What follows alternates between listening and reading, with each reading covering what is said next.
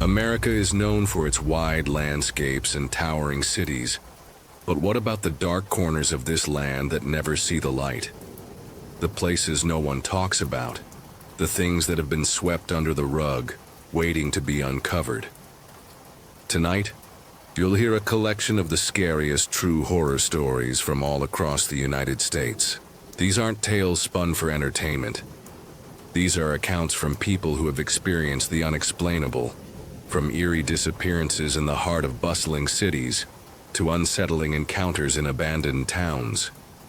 Real people, real places, and real terror. Some of these stories have never been told. Others have been buried, left to rot in the silence. But tonight, they'll finally be heard. So if you think you're ready to confront the shadows lurking in America, stay with. But be warned, these stories don't stay in the past. Once you hear them, they may just follow you into the present. His face was inches from mine, separated only by a pane of glass, his empty eyes boring into my soul. It was 2 a.m., and I was trapped in a suburban living room, staring at a stranger who wanted in. I was staying over at my friend's house. We two were having a chill night watching movies in his living room. This wasn't a nightmare I could wake from. It was real. A night in 2018 that turned a quiet sleepover into a brush with something dark, something I'll never shake. It was around 2 a.m., and we were both half asleep on the couch, the TV flickering with the end credits of some forgettable horror flick. His house was in a quiet suburban neighborhood. Nothing ever happened there, or so we thought. My friend Ryan was sprawled out, snoring softly, while I fought to keep my eyes open. The sliding door was locked, thank God, but it was old and flimsy, could have easily been broken. I'd laughed off Ryan's warnings about locking up tight. Nothing ever happened in this sleepy town. I was wrong. Then it came. A sound, faint but deliberate. We heard a faint tapping on the glass sliding door that led to the backyard. My eyes snapped to the door, and my blood froze. I looked over and saw a man's face pressed against the glass, his eyes wide and unblinking, staring right at us. He wasn't just looking. He was there, his breath fogging the glass, his fingers twitching at the handle. He was middle-aged, maybe 40s, with a scruffy beard and a hoodie. Those eyes, though, the guy's eyes were the worst part. They looked empty, like he wasn't even human. My name is Lucas, a 25-year-old graphic designer who thought he knew fear from movies. But this was different. It was like my heart stopped. I couldn't move. I was frozen with fear. The man's gaze pinned me, his face so close I could see the dirt on his skin, the hunger in his stare. Was he a thief, a drifter, or something worse? I still wonder if he was just a creep or something worse. The night was silent, the neighborhood asleep, and we were alone with a predator at the door. I didn't know it then, but this was only the beginning of a night that would change how I saw the world. Ryan's house was typical, cookie cutter, with a big backyard and that flimsy glass door. We'd spent countless nights like this, laughing, eating junk food, never thinking twice about safety. But that tapping, that face, it shattered the illusion. The man wasn't just passing through. He wanted in, and the way he stared said he wouldn't stop. My mind raced. What does he want? Why us? The glass felt like nothing, a fragile barrier between us and whatever he was. I needed to move, to act, but fear held me fast, and the night was far from over. The tapping grew louder, a rhythmic assault on the glass, each sound a hammer to my nerves. The guy didn't react. He just kept staring, his face pressed so hard against the glass it looked like it might break. I was paralyzed, my eyes locked on his, those empty voids that seemed to swallow the light. He wasn't just looking, he was trying to slide the door open, his fingers clawing at the handle. The door rattled, its old lock straining. and I realized how close we were to disaster. The sliding door was locked, thank God, but it was old and flimsy, could have easily been broken. Ryan stirred, his snoring cut off by the noise. My friend woke up, saw him, and started yelling, "Who the hell are you?" His voice snapped me out of my trance, but the man didn't flinch. He was middle-aged, maybe 40s, with a scruffy beard and a hoodie. His face a mask of eerie calm, like he'd done this before. I whispered, "Ryan, he's trying to get in." My voice barely a croak. Ryan's eyes widened, his hand fumbling for his phone. "No signal," he muttered, panic creeping into his tone. The room felt smaller, the walls closing in as the man's fingers scraped the handle. It was like my heart stopped. I couldn't move. I was frozen with fear. I thought of every horror movie we'd watched, every news story about home invasions. Was this guy a thief, a stalker, or something darker? I still wonder if he was just a creep or something worse. The neighborhood was dead silent, no dogs barking, no cars passing. Just us and him, separated by a pane of glass that felt like paper. Ryan stood, his movements slow, like he was afraid to provoke the man. "Stay here," he hissed, edging toward the corner where he kept a baseball bat. I wanted to scream, to tell him to stop, but my throat was tight. The man's eyes followed Ryan, unblinking, predatory. I noticed details now. The dirt caked. Under his nails, the way his hoodie hung loose like he'd been wandering for days. My mind spun. Has he been watching us? How long? I remembered Ryan's neighbor, an old man who'd complained about weird noises at night. We'd laughed, thinking he was paranoid. Now, those noises, footsteps, rustling, felt like warnings. We'd ignored. The man pressed harder against the glass, his breath leaving streaks, his stare never wavering. The guy's eyes were the worst part. They looked empty, like he wasn't even human. I felt exposed, like he saw through me, knew my fear, fed on it. Ryan gripped the bat, his knuckles white. "We need to scare him off," he whispered. I nodded, but my legs were jelly. The tapping stopped, replaced by a low scrape, like he was testing the door's weak spots. The lock creaked and my heart leapt to my throat. We never saw him again, but I still get chills thinking about what he wanted. What did he want? Our stuff? Our lives, or something else?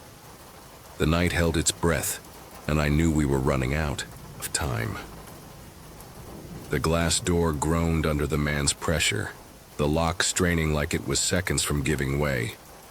He wasn't just looking.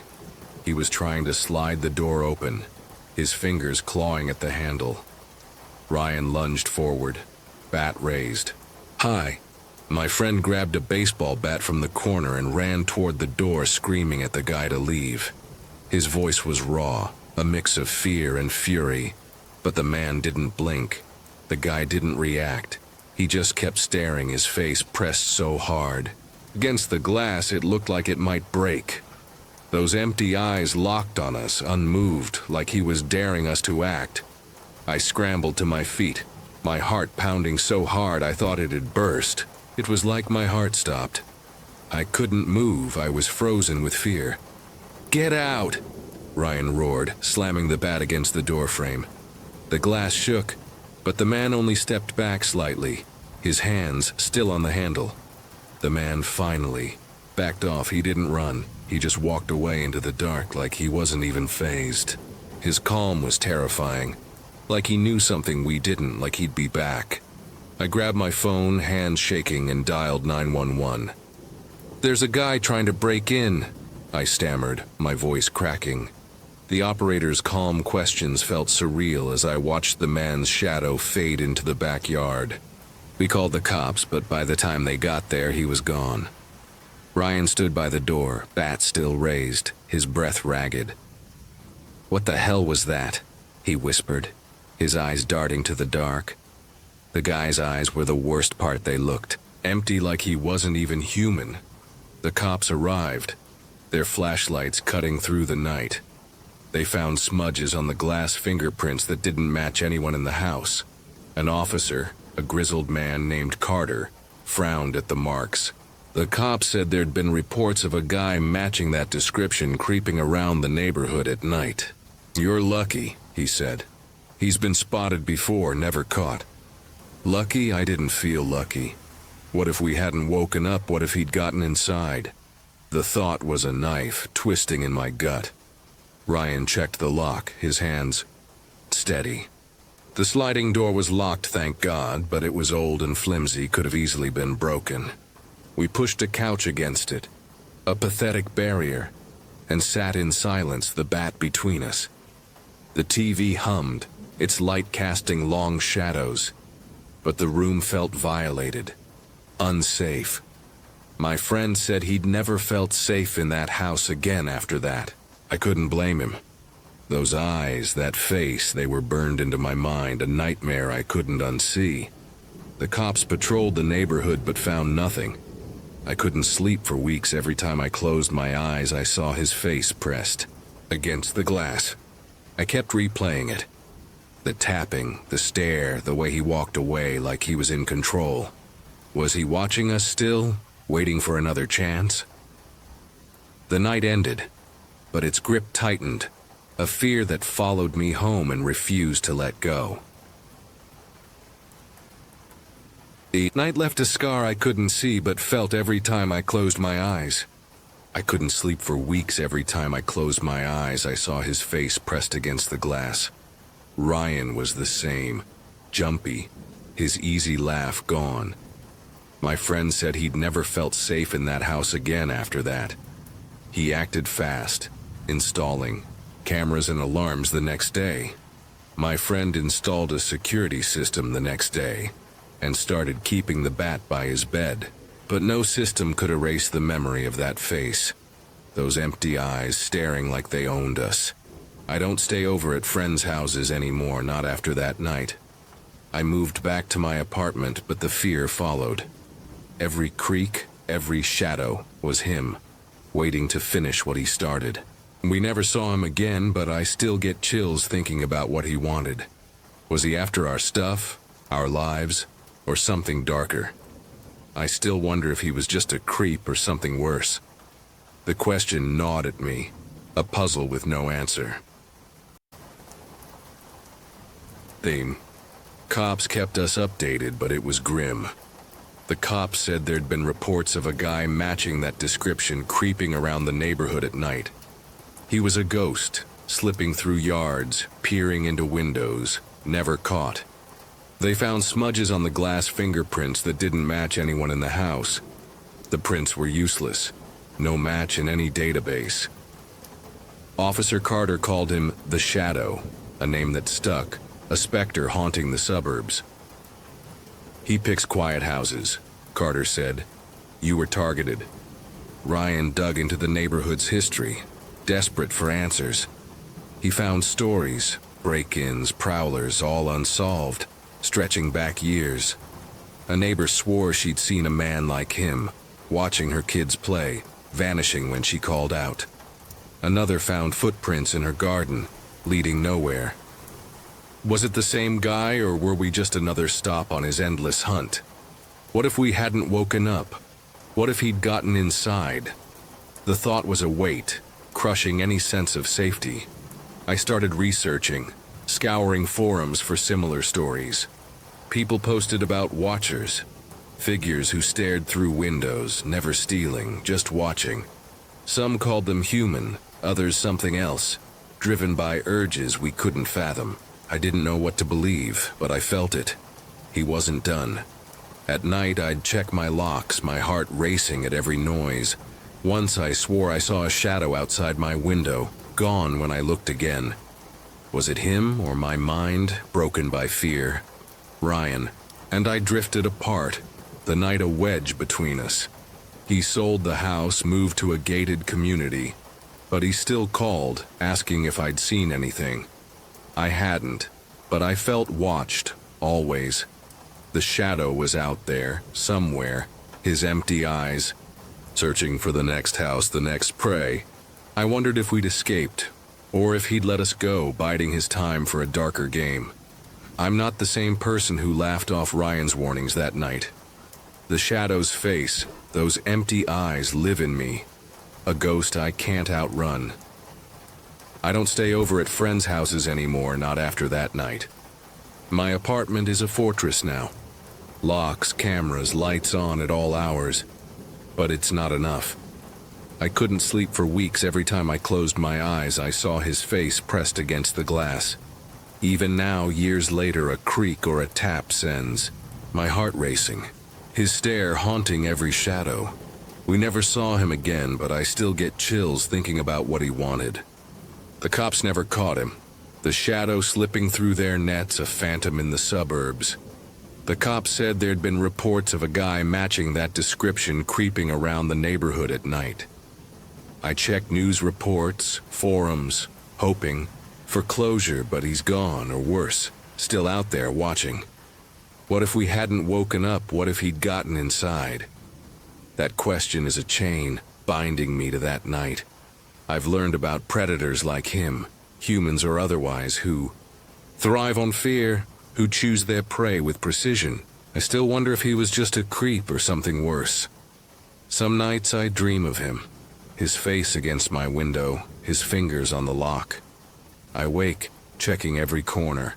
Lena's pouch from another night's terror now joined by a knife under my pillow. The shadow taught me vulnerability, but also strength. To trust my instincts, to fight when fear says freeze. The neighborhood hasn't forgotten. New families move in, unaware of the eyes that might watch. Ryan's old house has new owners, but I wonder if they feel it. A chill, a tap, a presence at the glass. My friend installed a security system the next day and started keeping the bat by his bed. I hope they do the same. My friend said he'd never felt safe in that house again after that. I don't blame him. Safety is an illusion when the shadow walks free. This isn't just my story. It's a warning. The quietest places hide the darkest threats. They found smudges on the glass fingerprints that didn't match anyone in the house. If you hear a tap at your window, see a face in the dark, don't wait. Act, scream, run. The shadow doesn't need to break in to steal your peace. He's already inside in the fear he leaves behind. Trust your gut, because the next tap could be the last. What would you do if you saw him, his face against your glass, his eyes empty? Would you freeze or fight, knowing he might never stop? I fought, but I'm still haunted. His stare a reminder that some threats don't end. They wait. The shadow is out there in the dark, searching for the next house, the next soul. Don't let it be yours. In the dead of night, a strange light flickered where no light should be, and a haunting whistle pierced the silence of my family's land in Kentucky. At 8 years old, I stood frozen, watching a glow dance over the ashes of my great-grandfather's burned-down house, hearing a tune that wasn't human. My grandfather said it was the ghost of a man lost in the flames decades ago, still wandering the ruins. Was it a trick of my young mind? Or had I glimpsed a piece of the past that refused to rest? This story will pull you into a mystery that's haunted my family for generations. Stay with me. It's not just about lights and sounds. It's about a place that holds on to its dead. Growing up in rural Kentucky, my world was a patchwork of fields, forests, and family stories. Our land, passed down through generations, held a special place in my heart, but it also carried a shadow. At the edge of our property sat a barren patch, the site of my great-grandfather's house, destroyed in a fire in the 1920s. Nothing grew there. No grass, no weeds, just dirt and memories. My grandfather, Amos, would sit me on his knee and tell tales of that house, his eyes distant as he spoke of its glory days and its tragic end. Those stories always ended with a warning. The land remembers and it doesn't let go. As a kid, I loved exploring the property, chasing fireflies and climbing trees, but I steered clear of that empty lot. It felt wrong, like the air was heavier, the silence too deep. At 8 years old, I was curious but wary, drawn to the mystery of my family's past. Amos said the land was alive with history, and I believed him. Little did I know one summer night would show me just how alive it really was, with a light and a sound that would etch themselves into my soul forever. It was a humid July night, the kind where the air clung to your skin and crickets sang a restless chorus. I was 8, tucked into bed in our old farmhouse, the window open to catch a fleeting breeze. Sleep wouldn't come. Something felt off, like a storm brewing inside the house. I slipped out of bed, drawn to the window that faced the empty lot. That's when I saw it. A strange light like a lantern's glow hovering over the spot where my great-grandfather's house once stood. It wasn't bright, but it pulsed, swaying gently, as if carried by an unseen hand. Then came the sound. A clear, eerie whistle cut through the night, a melody I didn't recognize drifting from the lot. It wasn't a song, not something you'd hear on the radio. It was raw, almost mournful, like someone calling out from another time. My heart raced, a mix of fear and fascination. I pressed my face to the glass, straining to see more. The light danced. The whistle grew louder, and I felt like I was trespassing on something sacred. I ran to my grandfather's room, my bare feet slapping the wooden floor. "Grandpa Amos," I whispered, shaking him awake. I told him about the light and the whistling, my voice trembling. He sat up, his face unreadable, and followed me to the window. But when we looked out, the lot was dark, the air silent. The light and the whistle were gone, as if they'd never been there. Amos put a hand on my shoulder, his voice low. "You saw something special, Clara," he said. "That land's got stories it don't tell everyone." I climbed back into bed, my mind spinning. Had I imagined it? The light was so real, the whistle so clear. I lay awake listening for it to return, but the night stayed quiet. The next morning I ran to the lot, half expecting to find a lantern or footprints. There was nothing, just dirt and a faint chill that made my skin prickle. That moment marked me, a memory I couldn't shake, a glimpse into something bigger than my 8-year-old mind could grasp. The next day I couldn't stop thinking about the light and the whistle. I trailed Amos around the farm, peppering him with questions. He finally sat me down on the porch, his weathered hands clasped, and told me the story. He said my great-grandfather had seen the same light, heard the same whistle, back when the house still stood. Amos's voice was steady, but his eyes held a flicker of unease. He believed it was the spirit of a man who died in the fire that destroyed the house in the 1920s. The man, a tenant, had lived alone, his life a mystery even to the family. Amos went on, piecing together fragments of family lore.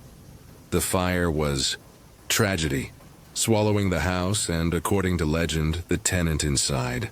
No one knew his name, but stories swirled that he'd been a drifter, maybe a musician, given the way he'd whistle tunes at dusk. My great-grandfather swore he saw the light, a faint glow, weeks after the fire, always at night, always near. The ruins. The whistling came too, a haunting echo that stopped when anyone got close.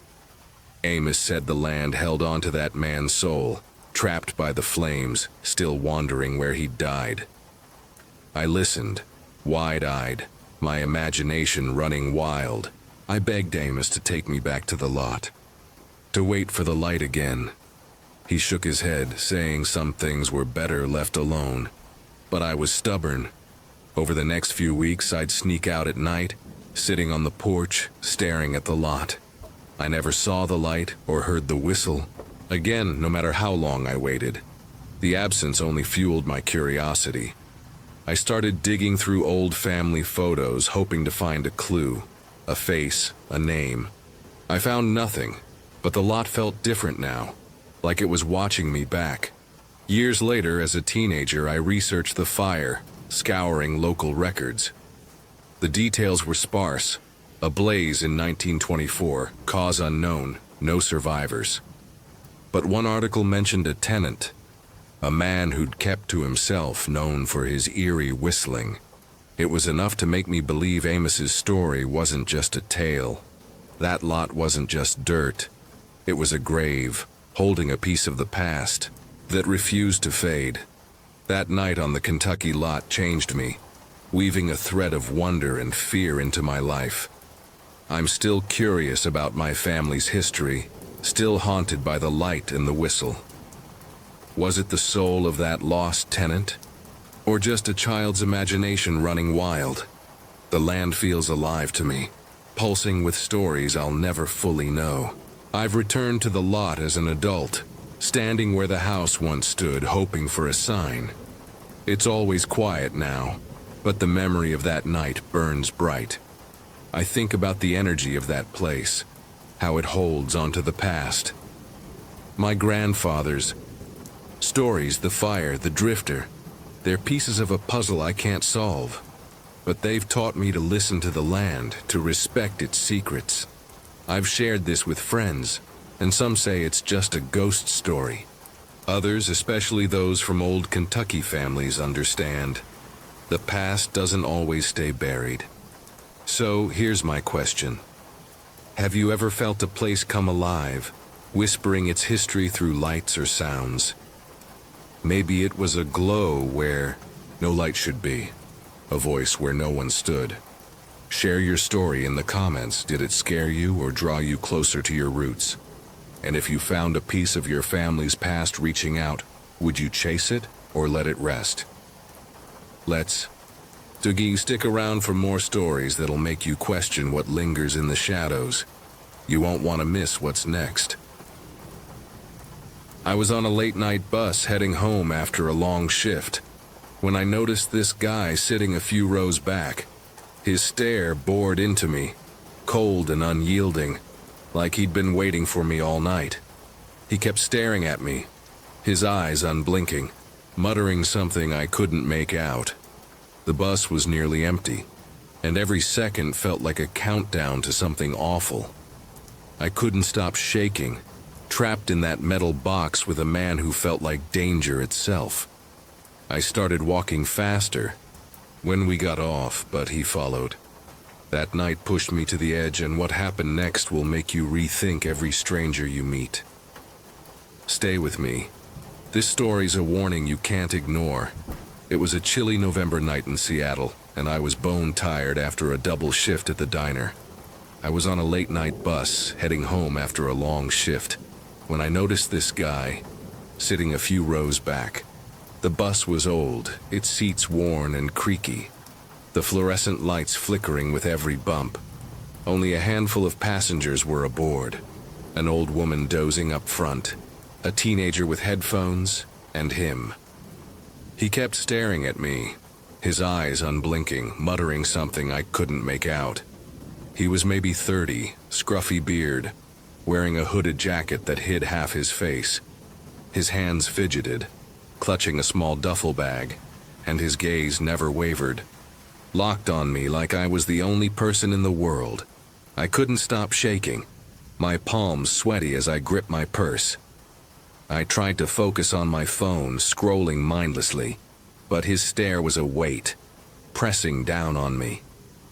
He kept staring at me, his eyes unblinking, muttering something I couldn't make out. His voice low, a steady drone that sent chills up my spine. I caught fragments. Not yet. Soon. And my stomach twisted. Was he talking to me or himself? I shifted seats, moving closer to the driver, but his eyes followed, unyielding. The old woman got off at the next stop.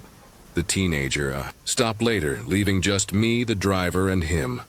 I was on a late-night bus, and it felt like a trap, the hum of the engine drowning out my racing thoughts.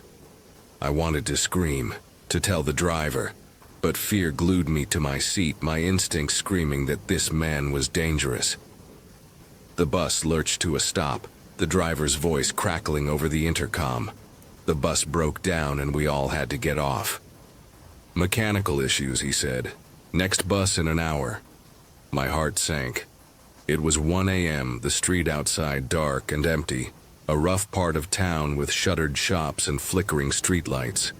I realized he was getting off too, following me, his duffel bag slung over his shoulder, his steps slow but deliberate. I started walking faster, my heart racing, clutching my phone, ready to dial 911. I couldn't stop shaking, the cold air biting my skin as his shadow loomed behind me, his muttering louder now, words I couldn't catch but felt like threats. I glanced back and he was closer, maybe 10 feet away, his hood casting his face in shadow except for those eyes glinting under the streetlight. He kept staring at me, his eyes unblinking, muttering something I couldn't make out. I turned down a side street hoping to lose him, but his footsteps echoed, steady and unhurried, like he knew I couldn't escape. I started walking faster, my breath hitching, scanning for help. A car, a person, anything. The street was a ghost town, the only sound my sneakers slapping the pavement and his low, relentless drone. I spotted a 24-hour gas station a block away, its neon sign a beacon, and broke into a run. When he got too close, I ran, my purse bouncing against my hip, my lungs burning. He sped up, his steps heavier, closing the gap. I couldn't stop shaking, terror driving me forward as I reached the gas station, bursting through the door. The clerk, a tired-looking guy in his 20s, looked up, startled. "Help!" I gasped. "Someone's following me." A cab pulled up, just in time, and I got away, diving into the back seat, slamming the door. "Drive, please," I begged, and the driver, a kind older man, didn't hesitate, peeling out as I looked back. The man stood at the curb, staring, his duffel bag at his feet, his eyes locked on the cab until we turned the corner. I couldn't stop shaking, my hands trembling as I gave the driver my address, praying I was safe. I got home, locking every door, my body still trembling. I couldn't stop shaking, thinking what might have happened if I hadn't gotten away. I called my best friend Mia, waking her up at 2 a.m. to tell her everything. She insisted I report it, so I called the police. Describing the man, hooded jacket, scruffy beard, duffel bag, those unblinking eyes, I couldn't stop shaking, reliving his stare, his muttering, the way he'd followed me. The officer took my statement but wasn't optimistic. "No crime committed," he said, "but we'll patrol the area." I checked the bus company's website, hoping for camera footage, but they had none. Budget cuts, they said. I realized he was getting off too, following me, and that moment played on a loop in my head, a nightmare I couldn't escape. Mia came over the next day, helping me search online for similar incidents. I couldn't stop shaking, thinking what might have happened if I hadn't gotten away. We found a local crime forum with posts about a man matching my description, seen on late-night buses, staring at women, following them to stops. One woman in 2020 said he'd whispered her name before vanishing. Another reported a duffel bag left at her stop, empty except for a single glove. The stories chilled me, but there were no arrests, no leads. I contacted the gas station clerk, through a friend who knew him, asking if he'd seen the man before. He hadn't, but he remembered a strange detail. The man had dropped a ticket stub outside for a bus route that didn't exist. I kept that stub, a crumpled piece of paper that felt like a clue, though it led nowhere. I started avoiding buses, taking ride shares or walking with Mia, but the fear followed me. I started walking faster, my heart racing, every stranger a potential threat, every shadow his. I saw him in my dreams, standing at the curb, muttering, his eyes never leaving me. My boss noticed I was jumpy, offering me day shifts, but I couldn't shake the dread. I bought pepper spray, took a self-defense class, and installed a security app on my phone.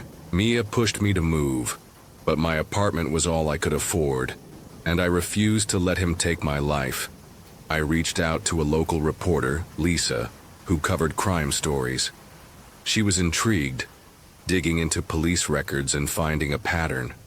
Over a decade, women reported a man like mine on Seattle buses, always at night, always elusive.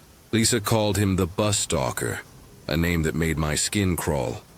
She found no convictions, but one case from 2018 mentioned a man arrested for loitering near a bus stop, released for lack of evidence.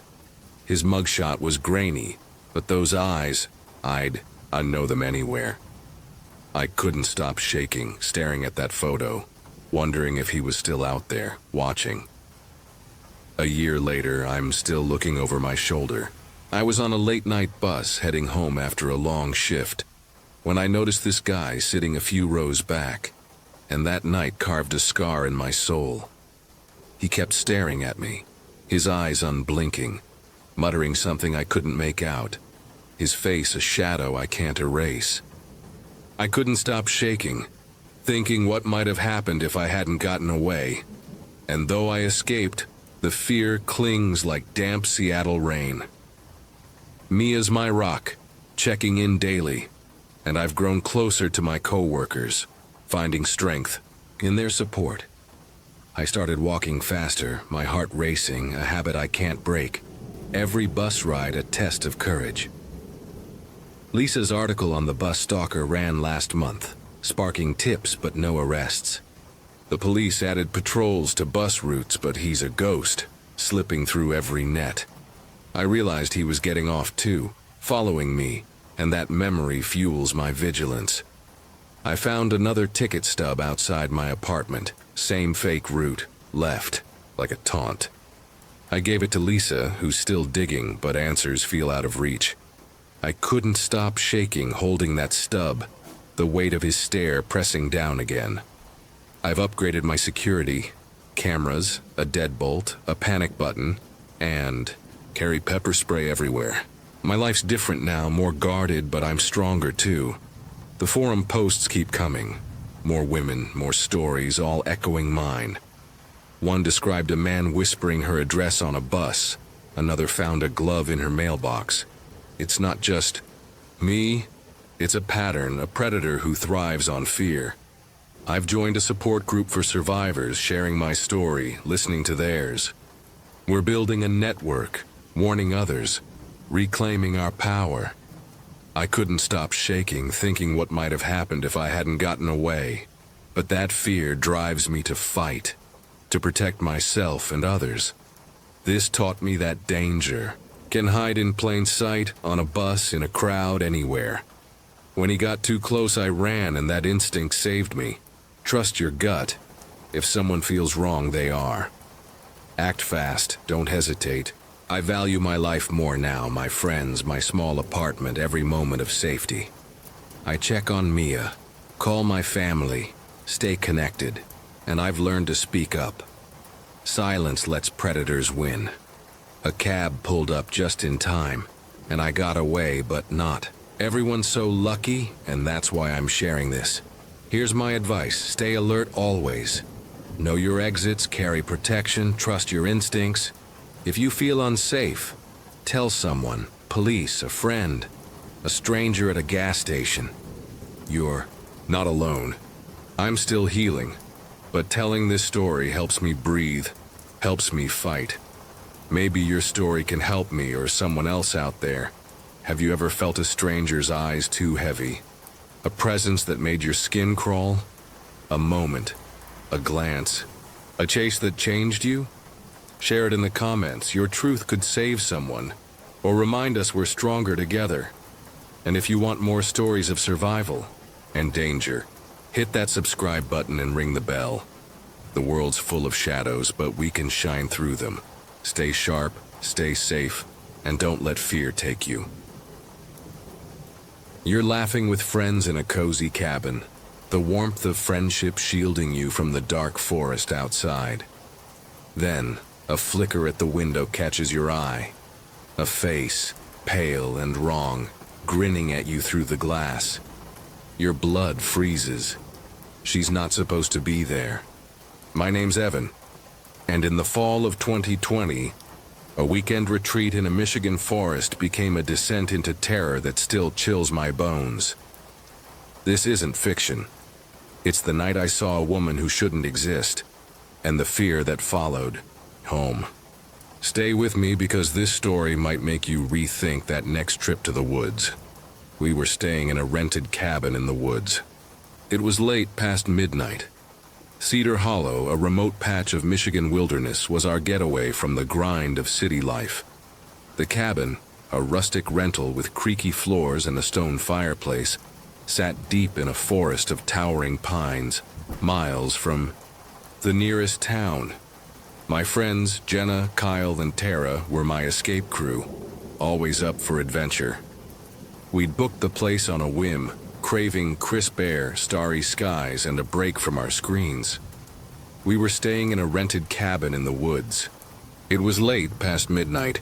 The cabin felt like a sanctuary, its warm glow pushing back the endless dark outside. That first night we were in high spirits. Jenna cooked chili, Kyle cracked beers, and Tara played old 90s hits on her phone. We sprawled on the couch, trading stories, the fire crackling in the hearth. Cedar Hollow was isolated. No Wi-Fi, spotty cell service. But that was the point. The owner, a gruff local named Hank, had warned us to lock the doors.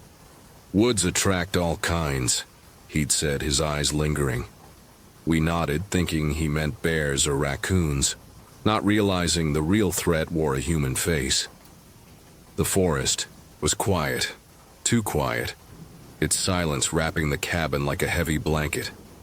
As the clock ticked past midnight, we dimmed the lights, ready to crash. I lingered by the couch, sipping the last of my beer, when a chill ran through me. I glanced out the window and saw her.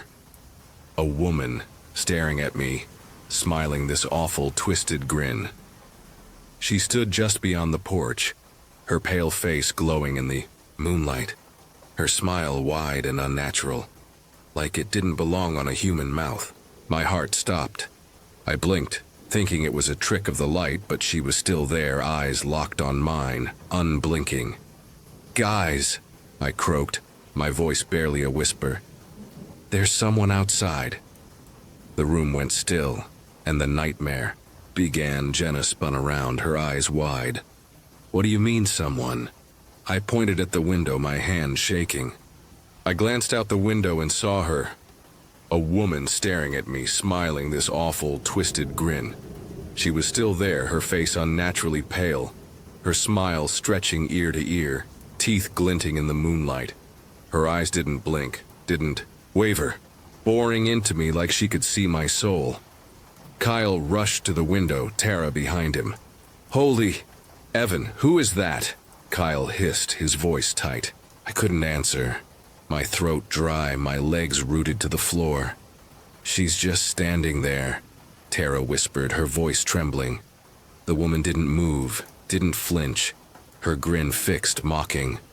I glanced out the window and saw her, a woman staring at me, smiling this awful, twisted grin. Jenna grabbed my arm, her nails digging in. "Evan, what do we do?" I forced myself to think, to move. "Lock the doors," I said, my voice barely audible. Kyle bolted to the front, door checking the deadbolt while Tara ran to the back. The woman's gaze followed me as I backed away from the window, her head tilting slightly, like a predator sizing up prey. I grabbed my phone, fumbling for a signal. Nothing. "No bars," I muttered, panic rising. She turned and walked into the forest, gone, like she was never there. Just as Kyle returned, the woman moved, slowly, deliberately, turning toward the trees. Her smile never faltered as she stepped into the shadows, her figure swallowed by the forest. "She's gone," Tara said, her voice shaking. But the relief was fleeting. The silence outside was oppressive, the kind that hides something waiting. "We need to check," Kyle said, grabbing a flashlight. No way, Jenna snapped. She could be out there. I sided with Kyle, needing to know she wasn't circling back. We grabbed makeshift weapons, kitchen knives, a fire poker, and stepped onto the porch, flashlights cutting through the dark. We searched outside, flashlights, shaking nothing, no tracks, no sign of her. The forest was a wall of black, the trees looming like sentinels. We swept the beams across the clearing, finding nothing. No footprints, no broken branches, no trace of her. This isn't right, Jenna whispered, her breath visible in the cold. My stomach churned. How could someone vanish like that? The cabin, once warm, now felt exposed, its windows' eyes watching us. We retreated inside, locking everything, hearts pounding, knowing sleep wouldn't come. Back inside, we huddled in the living room. The fire's glow no longer comforting. We searched outside, flashlights shaking. Nothing, no tracks, no sign of her. The absence of evidence made it worse. How could she leave no trace? Was she even real? Tara asked, her voice small. Kyle scoffed, but his hands shook. She was there. We all saw her. Jenna paced, clutching the fire poker. What did she want? That smile. It wasn't human. I didn't answer. The memory of her grin searing my mind like it was carved into my skull. We tried to rationalize it. Maybe a prank, Kyle suggested. Local kids messing with us. But Cedar Hollow was miles from anywhere, and that smile wasn't a teenager's joke. Could have been a squatter, Tara said. Someone living out there. The idea chilled me, someone watching us, waiting. That smile haunts me. I'll never feel safe in the woods again. I kept replaying her face, the way her eyes pinned me like she knew something I didn't. We checked the windows again, the locks piling chairs against the doors. Every creak of the cabin made us jump, every shadow a threat. Sleep was impossible. We stayed up, lights on, weapons close, whispering theories. Jenna suggested calling the owner, Hank, but with no signal, we were cut off. We leave at dawn, Kyle said, his voice firm. No one argued. The forest outside felt alive, pressing against the walls, its silence mocking our fear. We searched outside, flashlights shaking. Nothing. No tracks. No sign of her. I kept glancing at the window, half expecting her face to reappear, that grin waiting. The others did too, our eyes darting to the glass, our breaths shallow. By 4 a.m., exhaustion battled fear. Tara curled up on the couch, clutching a knife, while Kyle stood guard by the door. Jenna sat beside me, her voice low. Evan, what if she comes back? I didn't have an answer, just a knot in my gut. That smile haunts me. I'll never feel safe in the woods again. The cabin, once a refuge, was a cage, trapping us with our dread. We waited for dawn, counting the minutes, praying the light would banish her shadow. But deep down I knew. Her face was burned into me, a mark I couldn't erase, a warning I didn't yet understand. Dawn broke, gray and cold, the forest still silent. We packed in a frenzy, throwing gear into the car, eager to escape Cedar Hollow. That smile haunts me. I'll never feel safe in the woods again. Before leaving, we called Hank from a gas station. Our first chance at a signal. Saw a woman outside last night, I told him, describing her grin, her sudden disappearance. His voice tightened. Nobody lives out there, he said. Lock up and get out. His urgency unnerved me, like he knew more than he let on. We asked about past incidents, but he hung up, leaving us with questions. Back in the city, the cabin felt like a bad dream, but her face was real, etched in our minds. We searched outside, flashlights shaking. Nothing, no tracks, no sign of her. I scoured online forums looking for stories about Cedar Hollow. There were whispers. Hikers seeing a woman in the woods, always at night, always with a strange smile. No names, no proof, just rumors of a ghost lady or a drifter haunting rentals. I contacted the local sheriff asking about reports. Occasional trespassers, he said, but nothing solid. His tone was dismissive, but the lack of answers fueled my unease. The group struggled to move on. Jenna grew paranoid, double-checking locks. Kyle threw himself into work, avoiding the outdoors. Tara started therapy, her sleep plagued by nightmares of that grin. I wasn't spared. Every dark window, every rustle outside brought her back. That smile haunts me. I'll never feel safe in the woods again. I researched the area's history, finding tales of a logging camp abandoned in the 1900s. Workers vanishing without trace. No mention of a woman, but the stories felt too close, like Cedar Hollow held secrets we'd brushed against. We met up, a month later, still shaken. Was she real? Tara asked, her voice fragile. Kyle shrugged, but his eyes were haunted. She was there, but how? Jenna suggested contacting other renters, but we found no leads. The cabin's listing was gone, the website offline. Hank didn't answer our calls. The mystery gnawed at us, a wound that wouldn't heal. I started carrying a flashlight, checking my surroundings, never staying in rural places. Cedar Hollow didn't just scare me. It changed how I saw the world, made every shadow a potential threat. 4 years later, I'm not the guy who laughed off warnings in Cedar Hollow. I live in a concrete jungle now, far from Michigan's pines, but that woman's grin still lurks in my quiet moments. That smile haunts me. I'll never feel safe in the woods again. I don't know who she was, drifter, squatter, or something else, but her face is a permanent scar, a reminder of how fast safety can vanish. My friends carry it too. Jenna's in therapy, Kyle avoids camping, and Tara texts me sometimes, her messages tinged with fear. We're different, marked by a night we can't explain. I've turned that fear into caution. I warn my family, my co-workers, anyone planning a trip. Check your rental, know the area, trust your instincts. Cedar Hollow taught me the world has edges, places where the rules don't apply. I'll never feel safe in the woods again. I carry a knife now, check locks obsessively, avoid remote cabins. That lesson was harsh, but it's kept me sharp, aware. I share this story at bars, on hikes, to anyone who'll listen. They gasp, but they don't feel the chill, the way it rewrites your sense of security. I never found answers. The sheriff's office had no records. Hank vanished, and Cedar Hollow's rumors stayed just that, rumors. Was she a ghost? A stalker?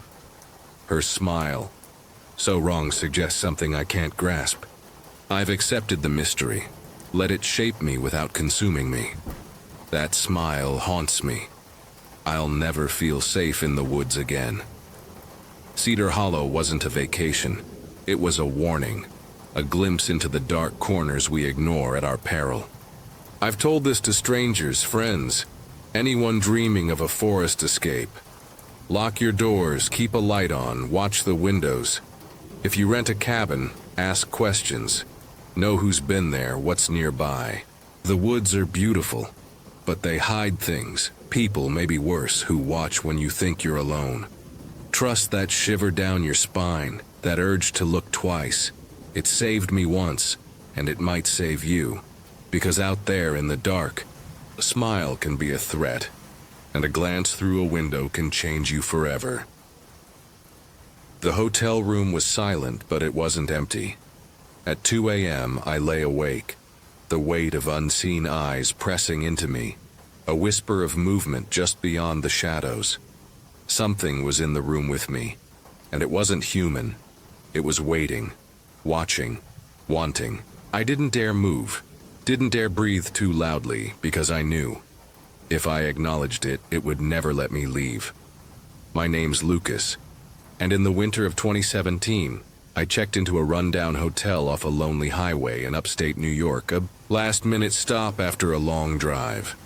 I was on a road trip and had checked into a small rundown hotel late at night after hours on the road, too tired to keep going. The place was old, its wallpaper peeling, the air thick with the smell of mildew and something metallic. The hotel was old and kind of creepy, but I was exhausted, so I didn't care much at first. I dropped my bag, locked the door, and collapsed onto the creaky bed, expecting to pass out, but sleep wouldn't come. The room felt wrong, the silence, too heavy, like it was hiding something. I couldn't sleep, I just had this overwhelming feeling that something was off. I lay there staring at the ceiling, the shadows shifting in ways that didn't match the dim streetlight outside. A faint hum, like static, buzzed in my ears, growing louder the longer I listened. I kept feeling like I was being watched, like there was something in the room with me. I checked the lock, still secure, the chain in place, but the feeling grew, a prickling on my neck as if eyes were boring into me from the dark. I sat up, heart pounding, and scanned the room. The closet door was cracked open, just an inch, though I swore I'd closed it. I grabbed my phone using the flashlight and aimed it at the closet. The light caught nothing but moth-eaten coats, yet the hum intensified, now a low whisper. Not words, but intent, curiosity, hunger. I tried to shake it off, telling myself I was just tired, but the feeling wouldn't go away. I got up, shutting the closet door, but as I turned, the mirror on the wall flickered, my reflection warping for a split second, showing something else, something tall, thin, standing behind me. I spun, the flashlight sweeping the room, but it was empty. The hum stopped, the silence worse, pressing against my ears. I checked the mirror again. My reflection was normal, but my hands shook, my breath shallow. I felt like if I turned around, I'd see something standing there.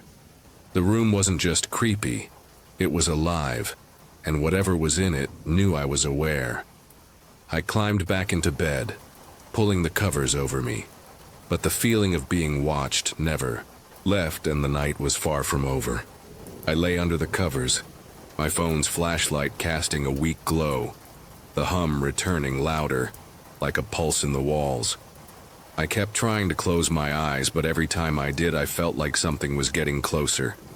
The room was freezing now, my breath fogging, despite the heater's hum.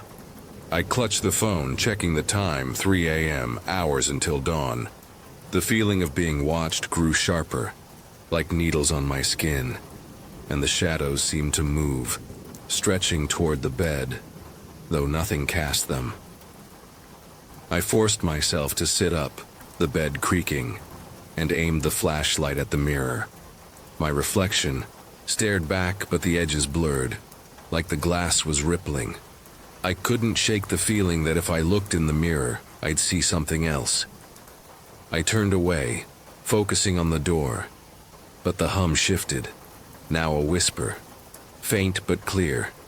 Coming from the closet, I froze, my heart hammering as the door creaked open again, just an inch, revealing darkness thicker than the room's.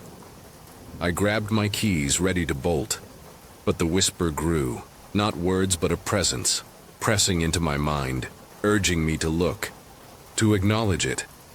I wanted to leave, but I was too scared to move.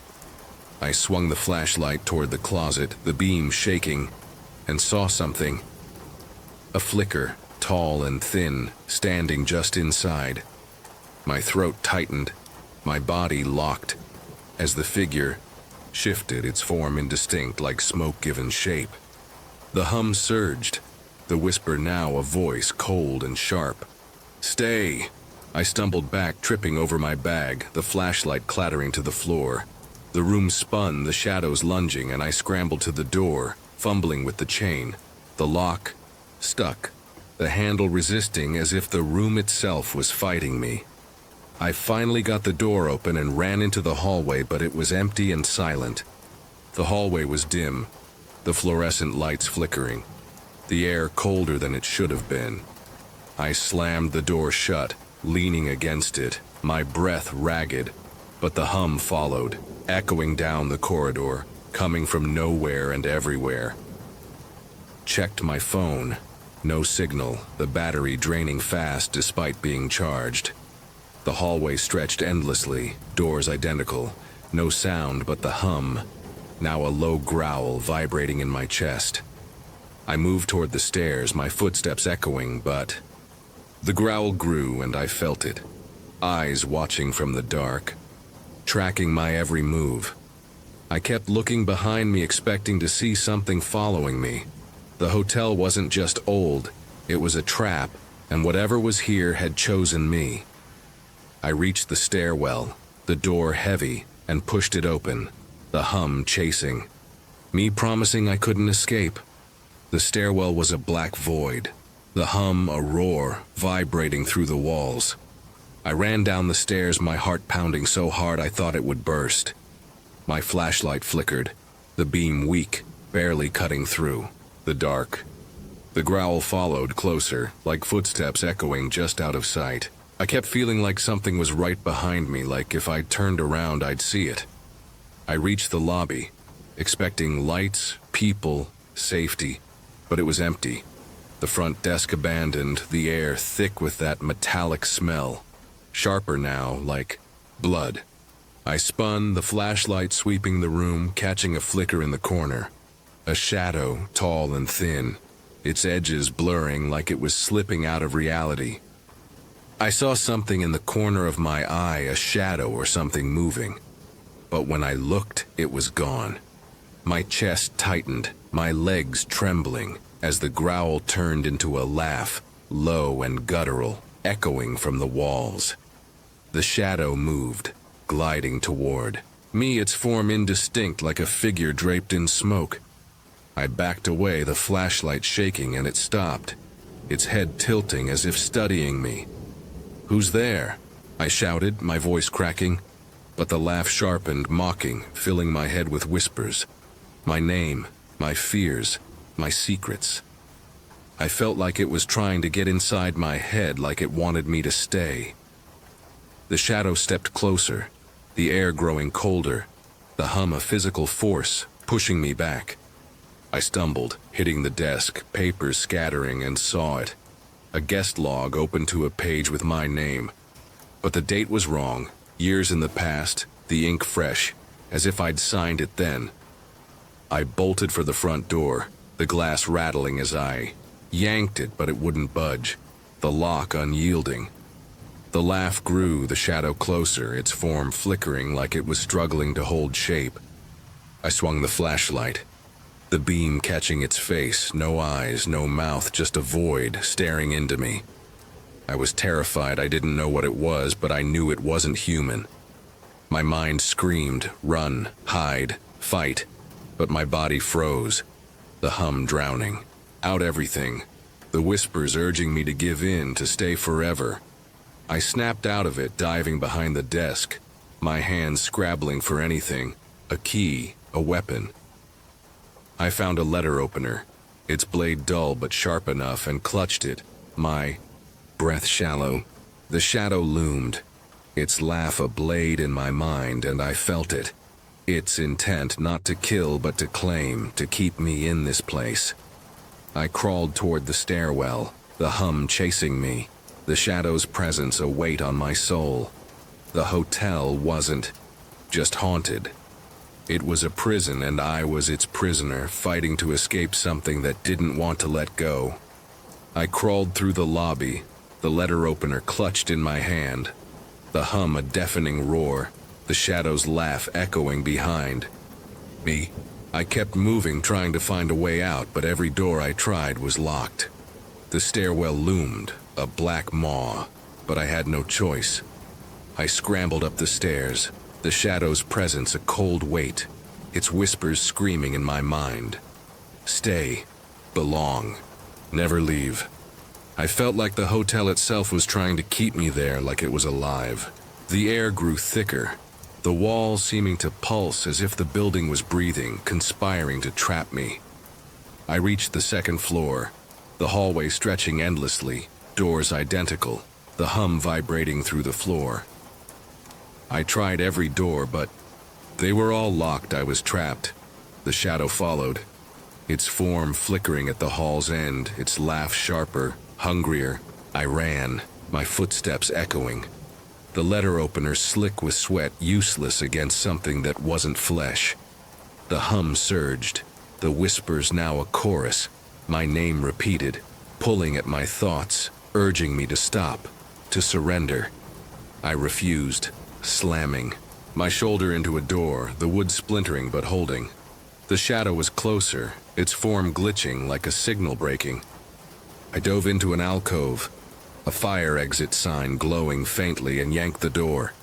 It opened, the night air hitting me like a lifeline, but the shadow's laugh followed, echoing down the stairwell. I ran, the metal stairs clanging, the hum chasing me. The whispers louder, promising I'd never escape.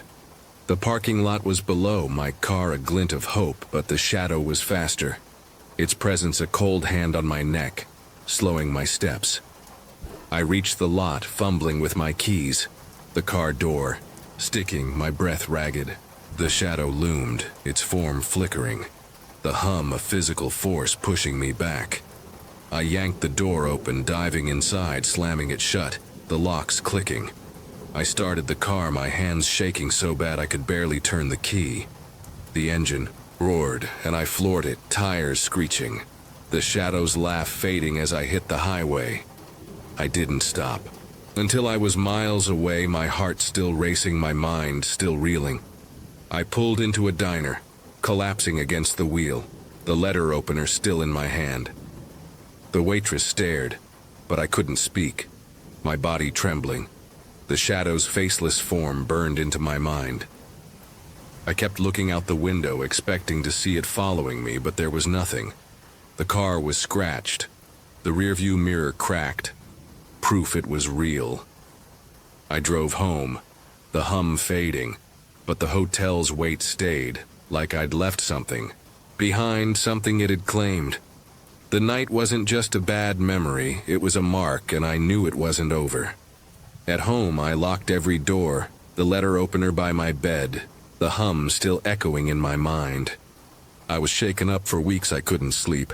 I kept feeling like it was still watching me. The hotel had changed me, its silence a scar, the shadow's faceless form a shadow in every dark corner. I quit road trips, avoided old buildings, kept lights on at night, but the hum followed. Faint in quiet moments, like a signal I couldn't shake. I never went back to that hotel. I couldn't. The place was no longer a stopover. It was a prison, and I'd barely escaped. I researched the hotel's history, finding stories of missing guests, strange incidents, whispers of a presence tied to the land. Locals called it the Watcher, a thing that claimed those who stayed too long. I still feel like it's out there waiting for me to come back.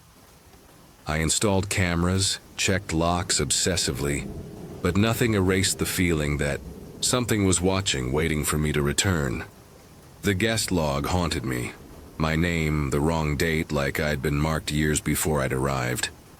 I shared my story with a friend, a historian who'd studied the area. He wasn't surprised, saying the hotel was built on an old burial ground, its spirits restless, feeding on fear. He'd heard of the Watcher, seen records of guests who'd vanished, and advised me to stay away, to let it go. I tried, but the shadow had taken something, my peace, my trust in the dark. I joined online forums, connecting with others who'd stayed there, their stories mirroring mine. Faceless shadows, whispers, a hum that never left. We traded theories, ghosts, entities, but all agreed it was real. I kept a journal, documenting every detail, hoping to understand, to reclaim some control. The sketches were rough, but they captured the shadow. Tall, flickering, wrong. I don't know what it was, but I know it was real, and I know it's still out there. The hotel wasn't just a building. It was a threshold, and I'd crossed it. Seen what wasn't meant to be seen. I burned sage, hung charms, but the hum persisted. A reminder I'd never be free. I don't know why it let me go, but I'm just glad I got away. If you stay in a place like that, trust your instincts. If the silence grows too heavy, if the shadows move, leave. Don't look in the mirror, don't open the closet, and don't stay past midnight. I was lucky, but the watcher's still out there, its faceless gaze waiting for the next guest to claim. The hotel keeps its secrets, and some are hungry, ready to trap you when the night is darkest. I'll never know what. It's wanted, but I know it's not done. And neither am I. I'm still searching for answers, still trying to outrun that hum. My dog died, and something carved its mark on my life, watching from the shadows. It started with slashed tires and ended with a mystery I can't escape. So I'm staying at my house in a quiet little town. Nothing ever happens here usually. This isn't a story I tell lightly. It's my reality. A year of creeping dread in 2022 that turned my safe haven into a place of fear, where every noise whispers danger. It's just me and my dog Max, a big old lab who's my best buddy, Caleb, a 30-year-old mechanic, and Max, my loyal companion. Lived in a small town where the biggest drama was a late mail delivery. This all started about a year ago when I started noticing weird stuff. It was subtle at first, a feeling of being watched, but soon it escalated into something I couldn't ignore. One morning I wake up and find all 4 tires on my car slashed, not just punctured, but shredded, like someone went at them with a knife. I stood in my driveway staring at the mangled rubber, my stomach twisting. I call the cops, they come out, take a report, but there's no cameras, no witnesses, nothing to go on. The officer, a tired woman named Hayes, shrugged. Kids, maybe, she said, but her eyes said she didn't believe it. Neither did I. I felt like someone or something was messing with me, targeting me. The cuts were too precise, too vicious, like a message carved in rubber. I started getting this feeling like I was being watched all the time. Max sensed it too, his usual tail-wagging joy replaced by restless pacing. A week later, Max starts acting weird. He's pacing at night, staring out the window, won't eat much. He'd stand by the back door, eyes fixed on the dark, his silence more unsettling than any bark. Then one night I hear him whining at the back door like he's scared, which isn't like him at all. Max, my fearless lab, scared. That was the first sign something was deeply wrong. I lived alone, no neighbors close enough to see anything. I asked my neighbors if they saw anything, but nobody saw a thing. The town was quiet, the kind of place where everyone knew everyone, yet no one had answers. I don't feel safe in my own house anymore. Every noise makes me jump. That feeling grew, a shadow creeping over my life, and I knew it was only the beginning. Someone, or something, was out there, and they weren't done with me. Max's whining echoed in my mind, a plea I didn't understand until it was too late. The slashed tires were just the start, a warning I didn't heed. I felt like someone or something was messing with me, targeting me. Every night, I'd lie awake listening for footsteps, my heart racing at every creak. I started getting this feeling like I was being watched all the time. Max, my anchor, was raveling too. A week later, Max starts acting weird. He's pacing at night, staring out the window, won't eat much. His eyes, once bright, were dull, fixed on the backyard like he saw something I couldn't. Then one night I hear him whining at the back door like he's scared, which isn't like him at all. I let him out thinking he needs to pee, but he just stands there staring into the backyard. I called him back, my voice shaking, but he didn't move, his body rigid, staring into the dark. I grabbed a flashlight, sweeping the yard, but saw nothing. No eyes, no movement, just silence. I asked, My neighbors if they saw anything, but nobody saw a thing. The neighbors, kind but clueless, shrugged off my questions, but their uneasy glances said they felt it too. A wrongness in the air. I started noticing details. Shadows seemed to linger longer, shapes flickering at the edge of my vision. I don't feel safe in my own house anymore. Every noise makes me jump. The backyard felt alive, watchful, especially at night. I'd find Max standing by the door, whining, his tail tucked, a fear I'd never seen in him. I even stayed up a few nights with a flashlight trying to catch whoever was doing this. I sat in the dark, flashlight in one hand, phone in the other, but caught nothing, just Max staring and that oppressive silence. One night I found something new. Few days after Max died, I find a weird symbol carved into my back door like a circle, with lines through it. It was fresh, the wood splintered, a deliberate mark I hadn't seen before. I looked it up and some people online said it could be a hobo code or some kind of occult thing. The forums were wild. Some called it a warning, others a curse. I laughed it off, but my gut twisted. Who was doing this? And why? Max's fear grew, his whining a nightly ritual. I'd let him out. Watch. Him stand frozen, his gaze locked on something beyond the fence. I started sleeping with a baseball bat by my bed, checking locks obsessively. The town felt different. Its quiet no longer comforting but threatening. I call the cops, they come out, take a report, but there's no cameras, no witnesses, nothing to go on.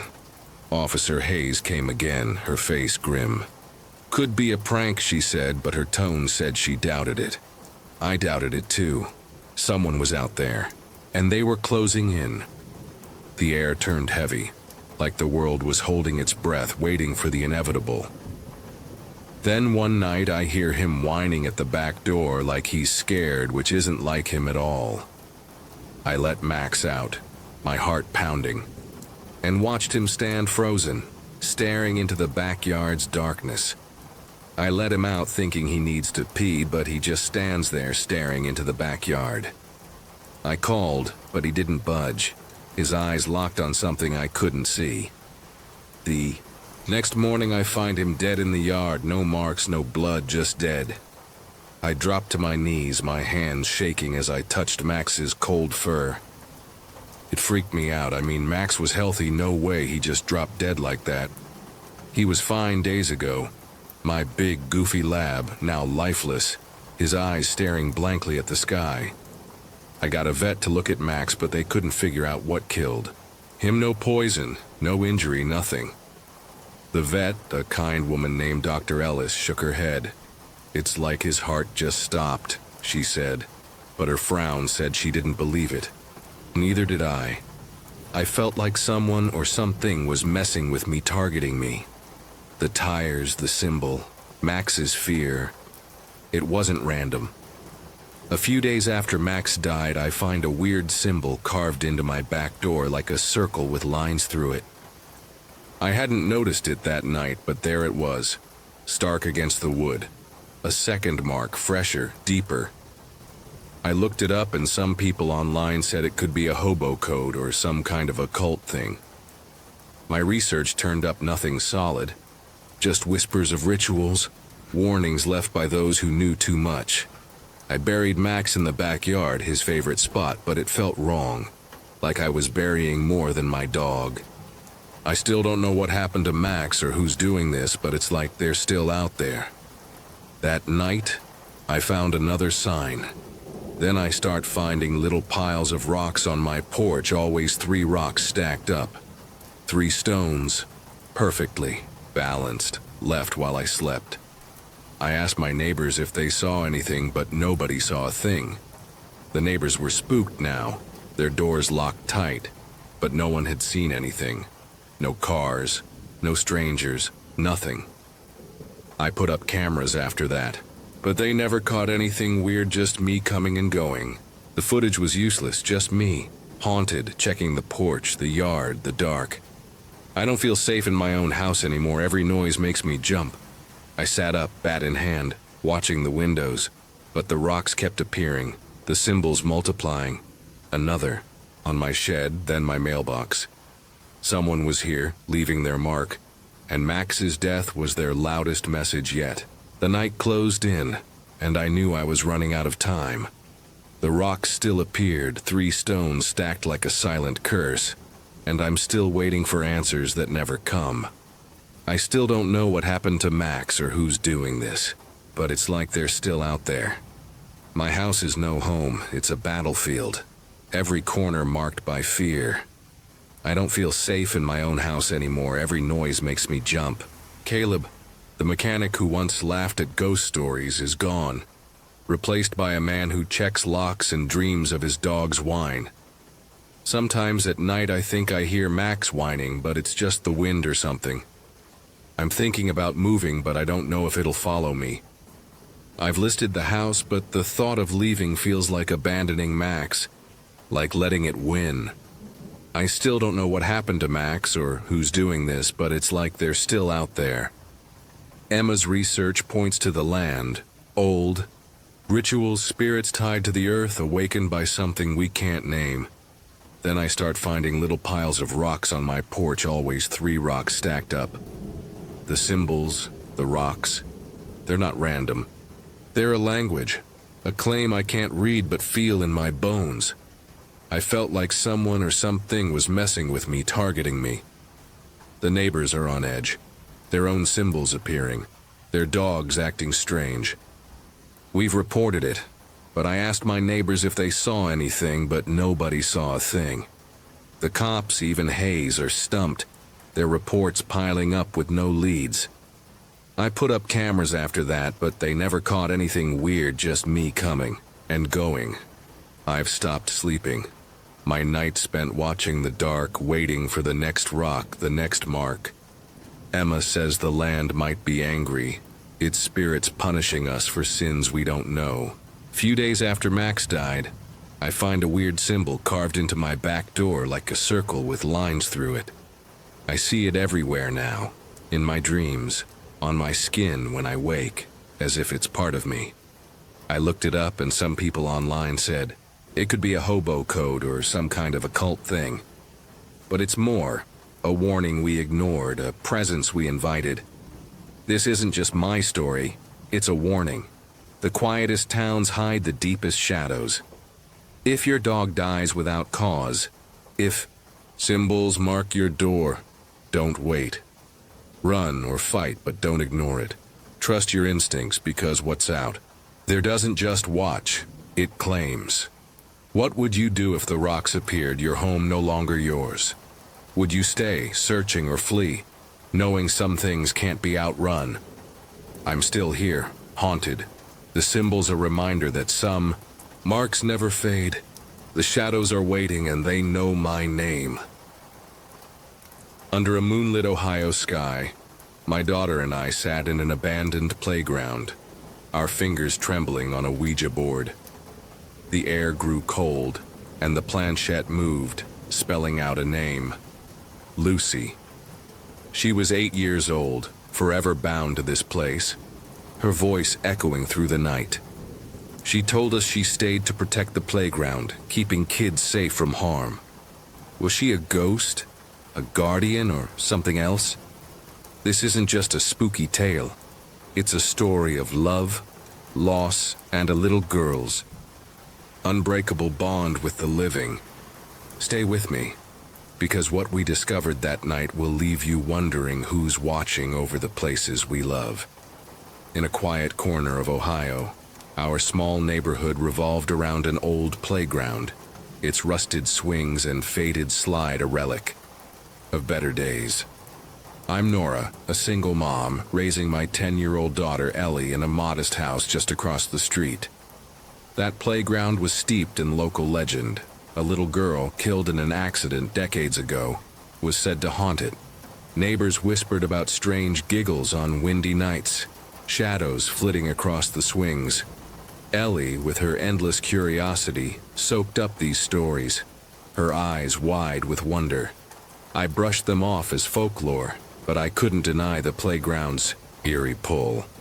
Ellie spent her afternoons there, chasing friends or reading under the big oak tree. But at night, the place transformed. Dark, silent, almost alive. I'd always felt a chill watching Ellie play, a sense that something lingered. One evening, Ellie came home with a question. "Mom, what if the ghost is real?" Her words sparked something in me, a mix of skepticism and intrigue.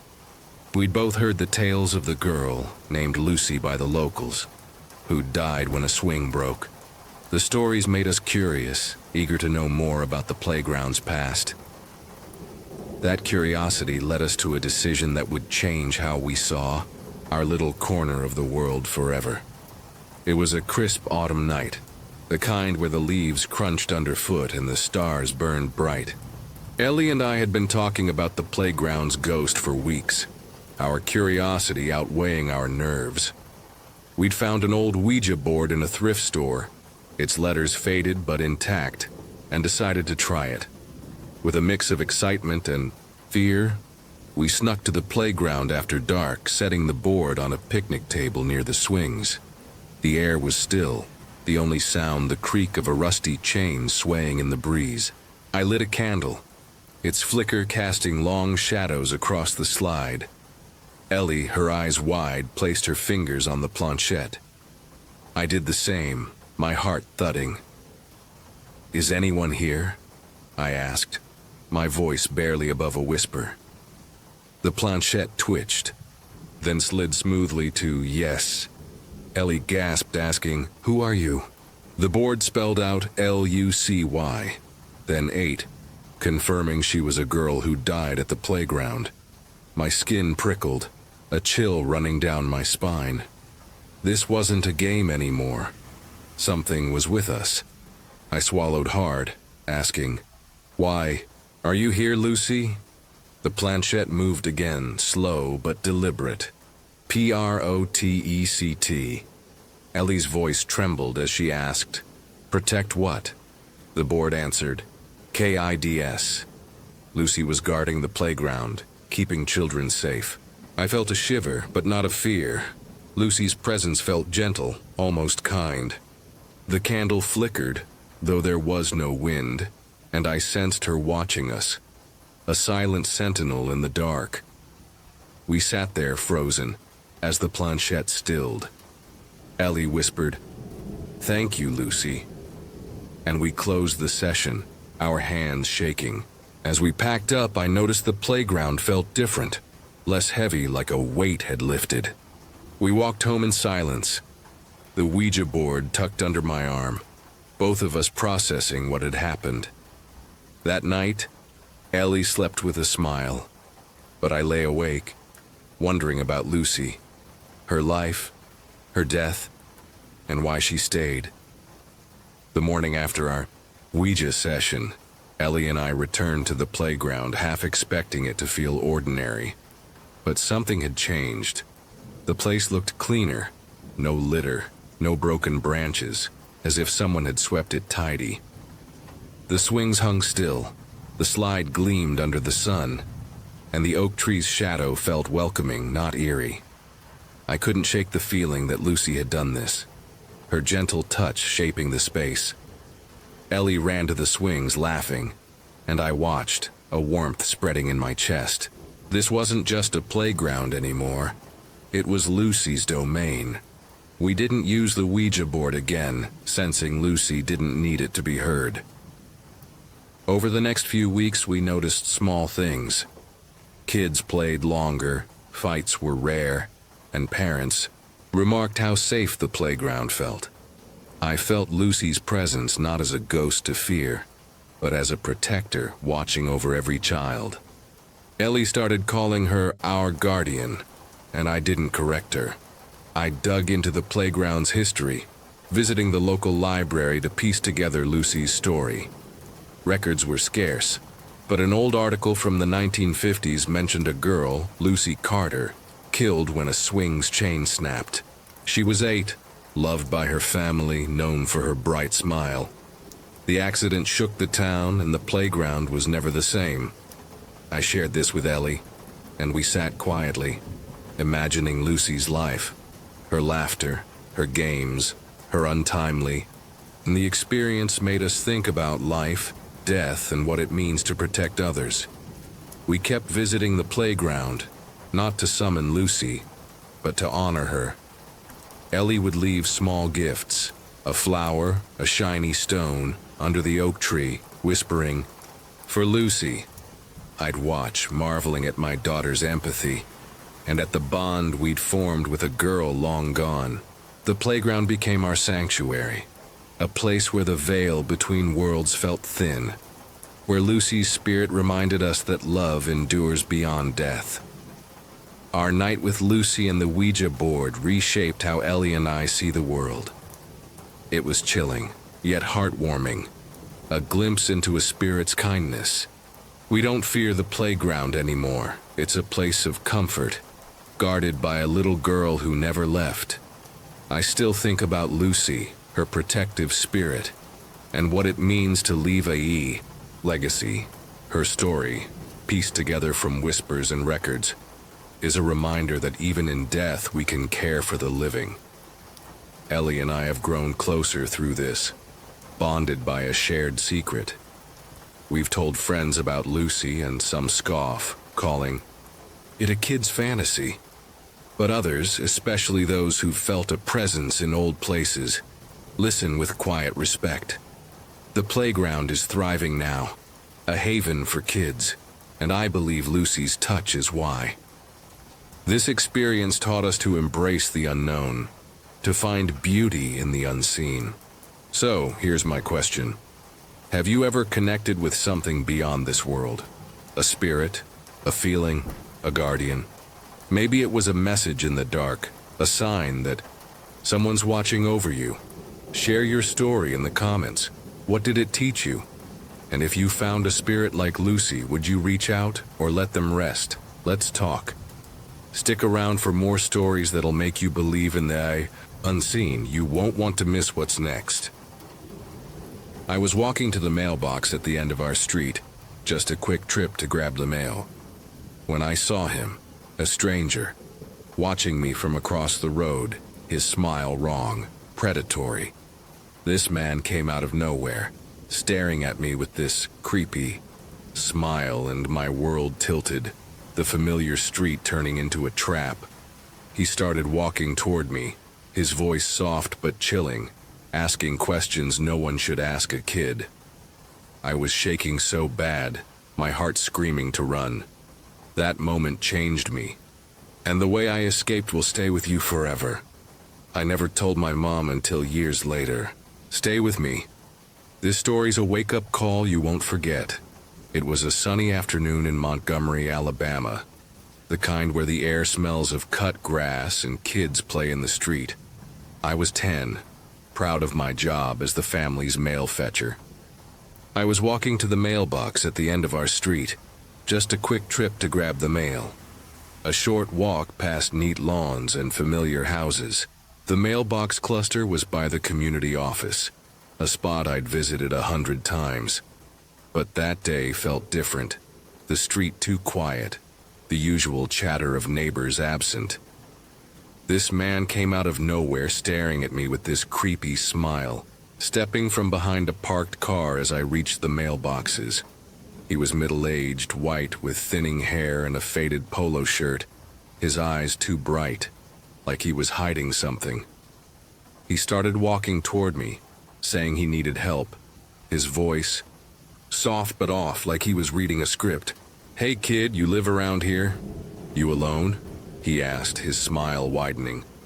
I was shaking so bad, my hands fumbling with the mailbox key, my instincts screaming to get away. I glanced around. No kids, no neighbors, just him closing the distance. With slow, deliberate steps, he started walking toward me, his questions sharper now. "Where's your mom? Got a phone I can borrow?" I wanted to run, but my legs felt like jelly. My breath caught in my throat. I mumbled something about needing to go, but he kept talking, his voice dropping lower, almost a whisper. "I just need a little help, sweetheart," he said, his eyes never leaving mine. This man came out of nowhere, and the street I'd always known felt like a maze. Every step a potential mistake. I clutched the mail, my heart pounding, knowing I had to move now. He started walking toward me, faster now, his smile gone, replaced by a hard, focused look that made my stomach drop. I was shaking so bad, my hands clutching the mail so tightly. The envelopes crumpled. "Come on, don't be scared," he said, his voice sharper, stepping onto the sidewalk, cutting off my path back home. He started walking toward me, saying he needed help, but his eyes were all wrong, glinting with something I couldn't name but knew was dangerous. I backed away, my sneakers slipping on the gravel, my eyes darting for an escape. The street was empty, the houses too far to run to, and he was so close I could smell his cheap cologne. I turned to run, but he lunged, his hand brushing my arm, his fingers cold and rough. "Wait!" he shouted, his voice no longer soft, now a growl. I was shaking so bad my legs moving on instinct as I bolted toward the community office, hoping someone was inside. He chased, his footsteps heavy, his breath ragged, gaining on. This man came out of nowhere, and I was a kid, no match for him, my heart screaming I wouldn't make it. I tripped, the mail scattering, and he was almost on me, his shadow swallowing mine.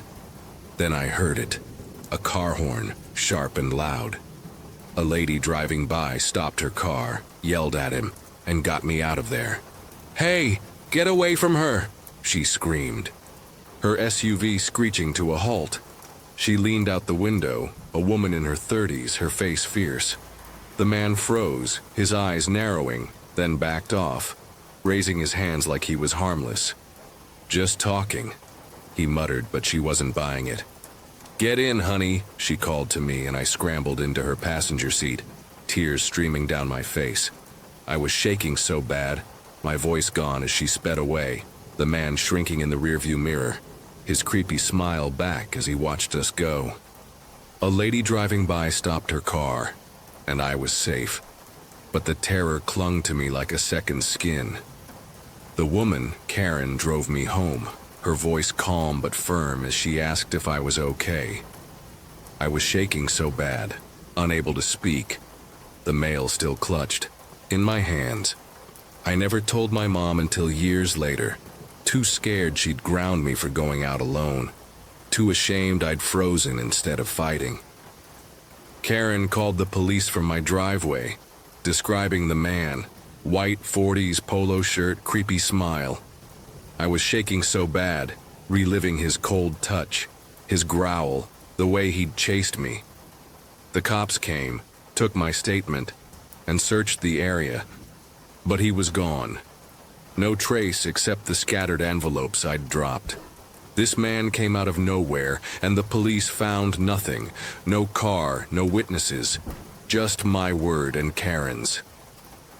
I never told my mom until years later, but the fear changed. I stopped going to the mailbox, started avoiding the street, jumping at every stranger. My parents noticed I was quieter, clinging to them more, but I kept the secret, burying it deep. Years later, as a teenager, I told my mom, and she broke down, shaking, as she hugged me. I was shaking so bad, confessing the memory as raw as that day. She called the police again, hoping for answers, but the case was cold, the man a ghost. They suggested he might have been a drifter, passing through, but I knew better. His eyes weren't random, they were hunting. I started researching as an adult, digging through old police reports and local news. This man came out of nowhere, but he wasn't alone. I found stories from the 80s in Montgomery, strangers approaching kids, offering help, then vanishing. One report from 1985 described a man like mine, seen near a school smiling too wide, chased off by a parent. No arrests, no leads.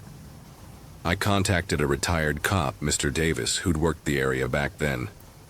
He remembered the case, calling the man the Smiler. a nickname that made my skin crawl. He was slick, Davis said, always gone before we got close. I was shaking so bad hearing that. Knowing he'd targeted others, maybe still did. I went back to the community office, now older, looking for clues.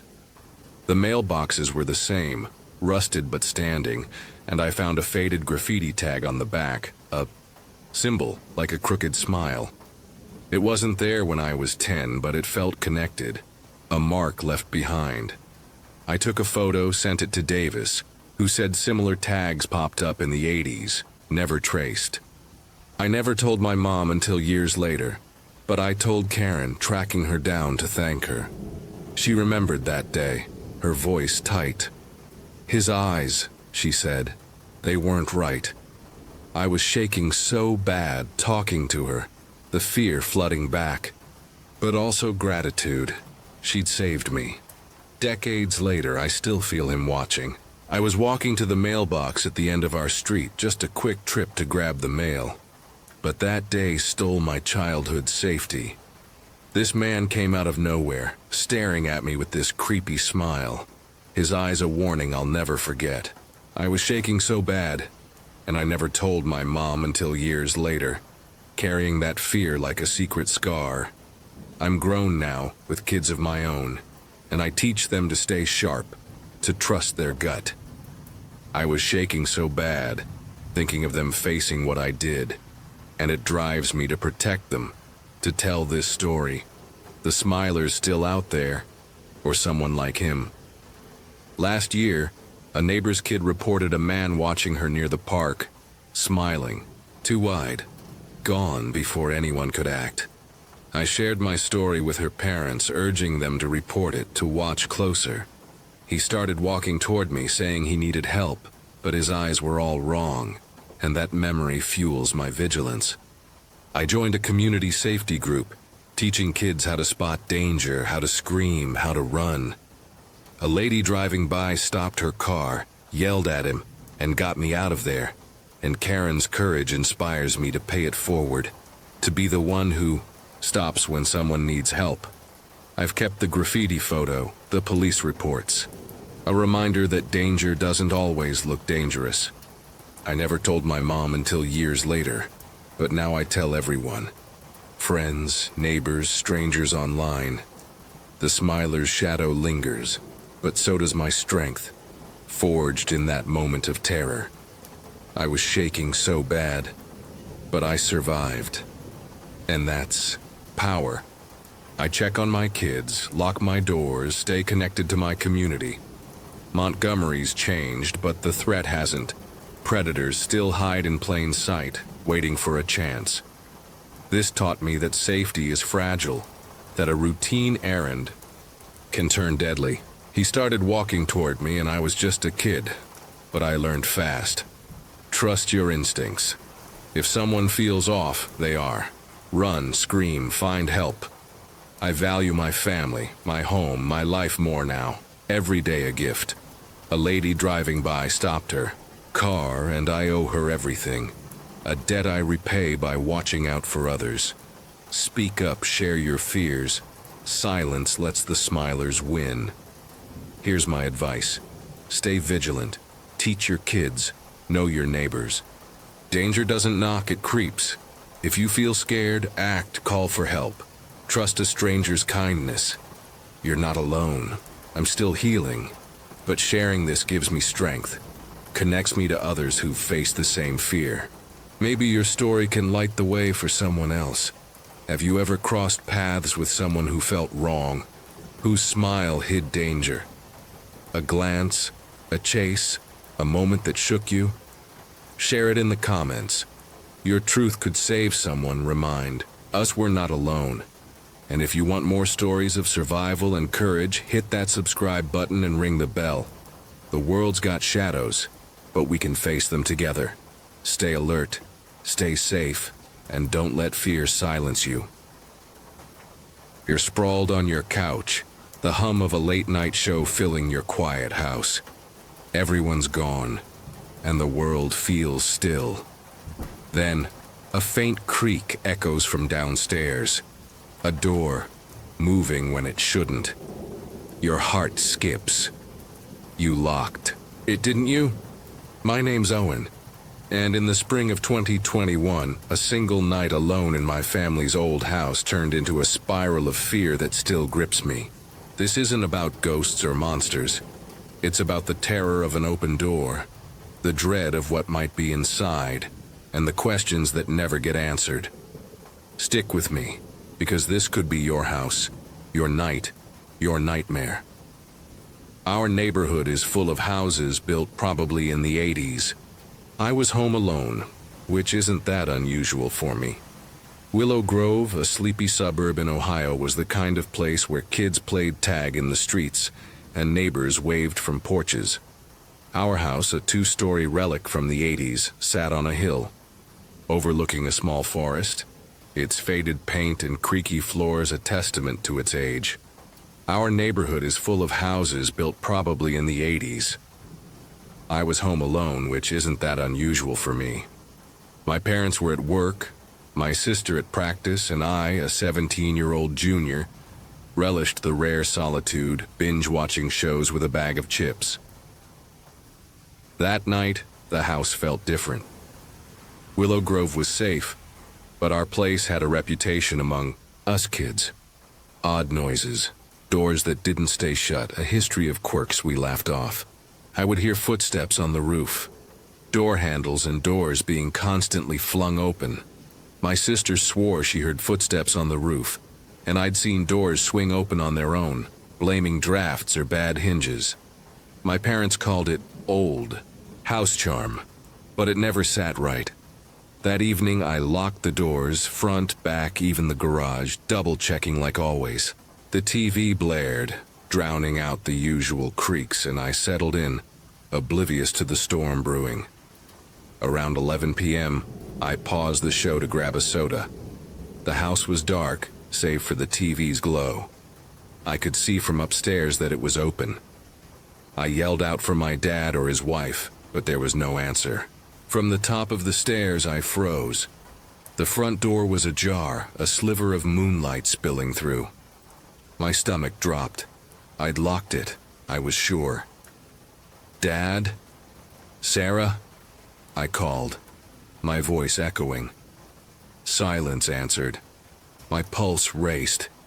Every horror movie I'd ever seen flooding my mind. Someone was in the house, or had been.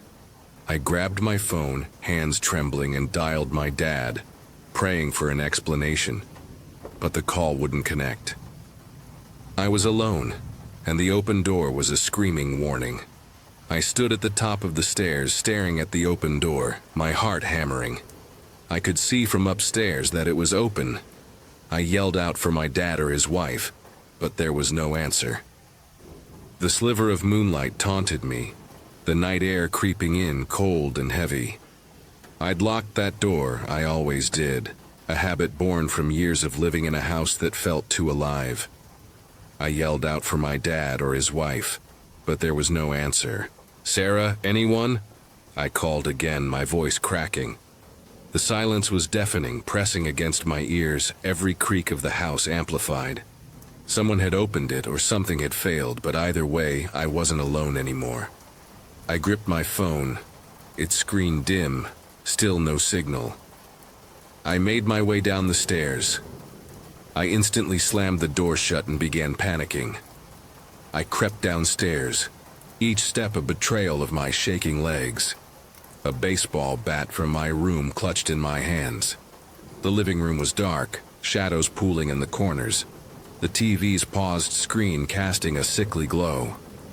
I reached the door, my breath shallow, and slammed. It shut, the deadbolt clicking with a satisfying thud.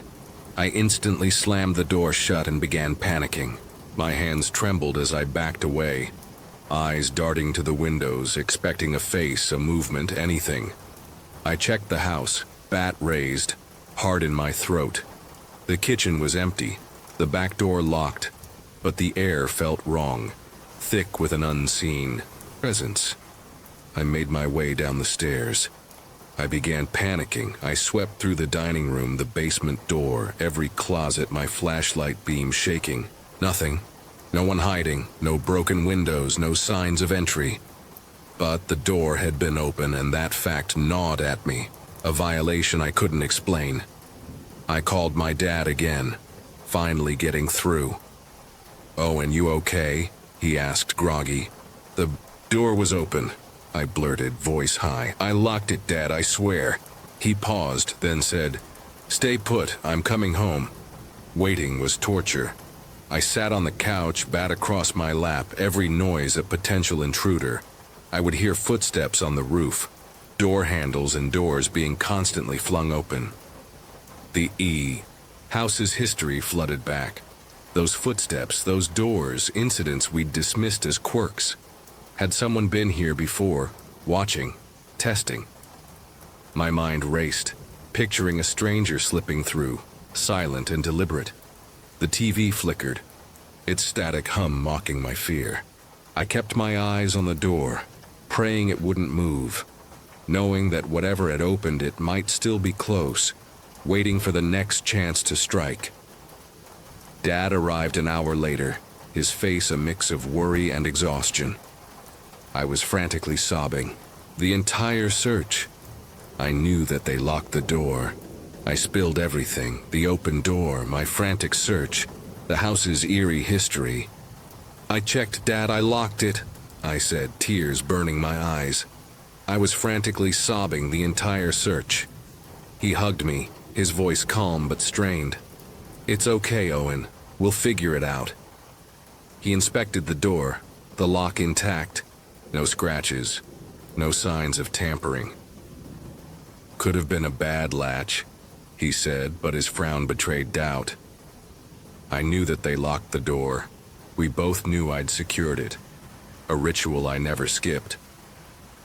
We searched again, together this time. Flashlights, sweeping every corner. I was frantically sobbing the entire search. I knew that they locked the door. The house was empty, every room as I'd left it, but the silence felt heavy, like it was hiding something.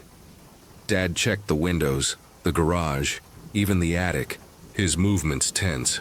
"Nothing," he said, but his eyes lingered on the front door as if it might betray us again. I would hear footsteps on the roof, door handles and doors being constantly flung open. I told him about the footsteps, the doors, the strange things Sarah and I had noticed for months. He nodded, admitting he'd heard things too, always blaming the house's age. Sarah came home soon after, her practice cut short by Dad's call. "What happened?" she asked, her eyes wide. I explained, my voice steadier now, but the fear still raw. She paled, her own memories of the roof, the doors surfacing. "It's this house," she whispered. "It's always been wrong." We sat in the kitchen, lights blazing, debating what to do. Call the cops? Change the locks? Dad leaned toward practicality, a locksmith, a security system. But Sarah and I weren't so sure. I would hear footsteps on the roof, door handles and doors being constantly flung open.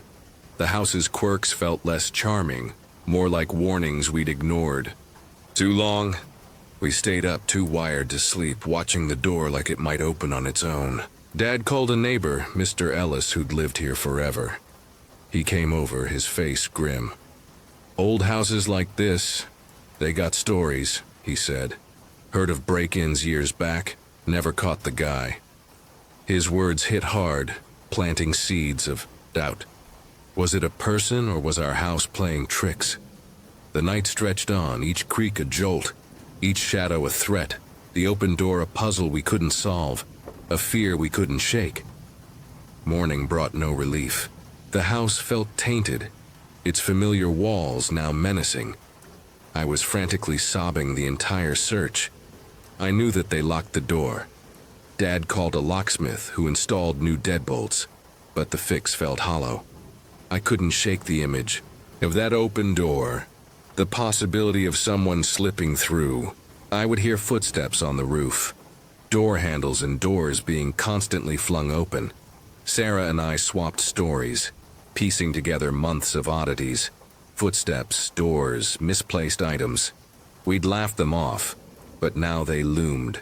Clues to a threat we'd missed. I dug into the house's past, desperate for answers. I was frantically sobbing the entire search. Willow Grove's library had old records, deeds, news clippings. Our house, built in 1982, had changed hands often, with vague mentions of tenant issues. A 1990s article caught my eye. A string of break-ins, no suspects, targeting homes like ours. I showed Dad, who frowned. That was decades ago, he said, but he agreed to call the police. An officer came, took a report, and checked the property. No signs of forced entry, he said. Maybe a faulty lock. I knew that they locked the door. His words echoed Dad's, but they didn't ease the knot in my chest. School was but my friends noticed I was off, jumpy, checking doors obsessively. I told my best friend, Liam, about the night. "Dude, that's creepy," he said, but his wide eyes mirrored my fear. He'd heard rumors about our street, vagrants, petty thieves, but nothing concrete. I started researching home security, reading about motion sensors, cameras, anything, to reclaim control. That smile haunts me. I'll never feel safe in the woods again. The house's quirks, those footsteps, those doors, felt like warnings, a pattern I'd ignored. Every night I'd lie awake, bat by my bed, listening for that creak, that breach. The family changed too. Sarah slept with a light on. Dad installed cameras, and Mom, usually skeptical, started locking her car in the driveway. We didn't talk about it much, but the tension lingered, a shared fear binding us. I wondered if we'd ever feel safe again, if the house itself was the problem. Mr. Ellis's words echoed. Old houses, old stories. Had someone targeted us, or was it just a fluke? The open door became a symbol, a crack in our security, a mystery that refused to resolve, leaving us to rebuild trust in a place that no longer felt like home. 3 years later, I'm not the kid who thought a locked door was enough. I live in an apartment now, far from Willow Grove's quiet streets. But that open door still haunts me. I was frantically sobbing the entire search. I knew that they locked the door. I don't know who or what opened it, but the fear it sparked reshaped me. A lesson in vulnerability I'll never forget. My family's moved on, the house sold, but we carry that night a silent scar. Sarah's cautious, Dad's a security nut, and I check doors twice, always. I've turned fear into preparation. I teach my friends, my cousins, lock your doors, know your exits, trust your instincts. That night showed me safety's fragile, a thin line between comfort and chaos. I knew that they locked the door. I read about home invasions, carry a flashlight, scan every room I enter. The lesson was brutal, but it made me vigilant, not paranoid. I share this story at parties, on campus, to anyone who'll listen. They shiver, but they don't feel the weight, the way it rewrites your trust in your own home. I never found answers. The police closed the case, no evidence, no suspect. Was it a thief, a prank, the house itself? I would hear footsteps on the roof, digger handles and doors being constantly flung open. Those quirks, footsteps, doors, suggest something I can't name, a presence we lived with too long. I've accepted the mystery, let it guide me without consuming me. Willow Grove wasn't just a place, it was a crucible, burning away my naivety, leaving someone who knows fear's power. If you live alone, or even if you don't, check your locks, your windows, your gut. Houses, even old ones, don't open doors on their own. Trust that creak in the night, that prickle of wrongness. It saved me once, and it might save you. Because out there, or maybe inside, something's watching, waiting for a crack to slip, through, and once a door opens, you'll never see your home the same again. The old school's basement was a maze of shadows, the air thick with dust and secrets. As I threaded network cables through the crawl space, a cold breath grazed my neck, and a voice, not human, whispered my name from the dark. I froze, my flashlight flickering, knowing I wasn't alone. Something was down there with me, and it wasn't just watching. It was waiting to claim me. My name's Nathan, and in the early 2000s I was a sales rep installing network cables at a charter school in rural North Carolina, built in 1891. I was an outside sales rep, and my best customer was a charter school built in 1891 as a school for Indians and colored people. The campus was sprawling, with 6 buildings, including 2 dormitories and an old chapel. On its nearly 300 acres were 6 buildings, including 2 dormitories and an old frame church. I loved the place, its history, even enrolled my daughter in its first pre-K class. But the staff whispered about a ghost, an old man, seen at dawn and dusk, wandering the grounds. The ghost had appeared to nearly every member of the school staff, typically seen simply walking through the grounds in the early morning and evening hours. That day, we were wiring the main building, a labyrinth of offices and classrooms. The day that we started was the day after all of the door locks in the building had been changed. I was helping my tech, Alex, in the basement, a damp, cramped space with crawl spaces under each hallway. The secretary showed us the basement door, gave me the key, then locked the door behind us so as to prevent any students from coming down to the basement. She handed me the master key, the only one, warning me not to lose it. We started in the crawl space, a tight tunnel, maybe 5 feet high, tapering to 3 at the far end. Each crawl space was maybe 100 FT long, with a single bare light bulb hung. The far end, the air was heavy, the silence oppressive, broken only by the scrape of cables and our breathing. I was halfway through, pulling wire, when the bulb flickered, casting jagged shadows. A chill ran through me, not from the cold, but from a feeling. Eyes, watching from the dark. I called to Alex, but he didn't answer, his silhouette still, at the crawl space entrance. Then I heard it, a whisper, my name, low and rasping, coming from deeper in the tunnel. My flashlight dimmed, the beam wavering, and I felt it, a presence not human pressing against me. I was helping the tech that day, as we were a small company and didn't have a proper IT staff.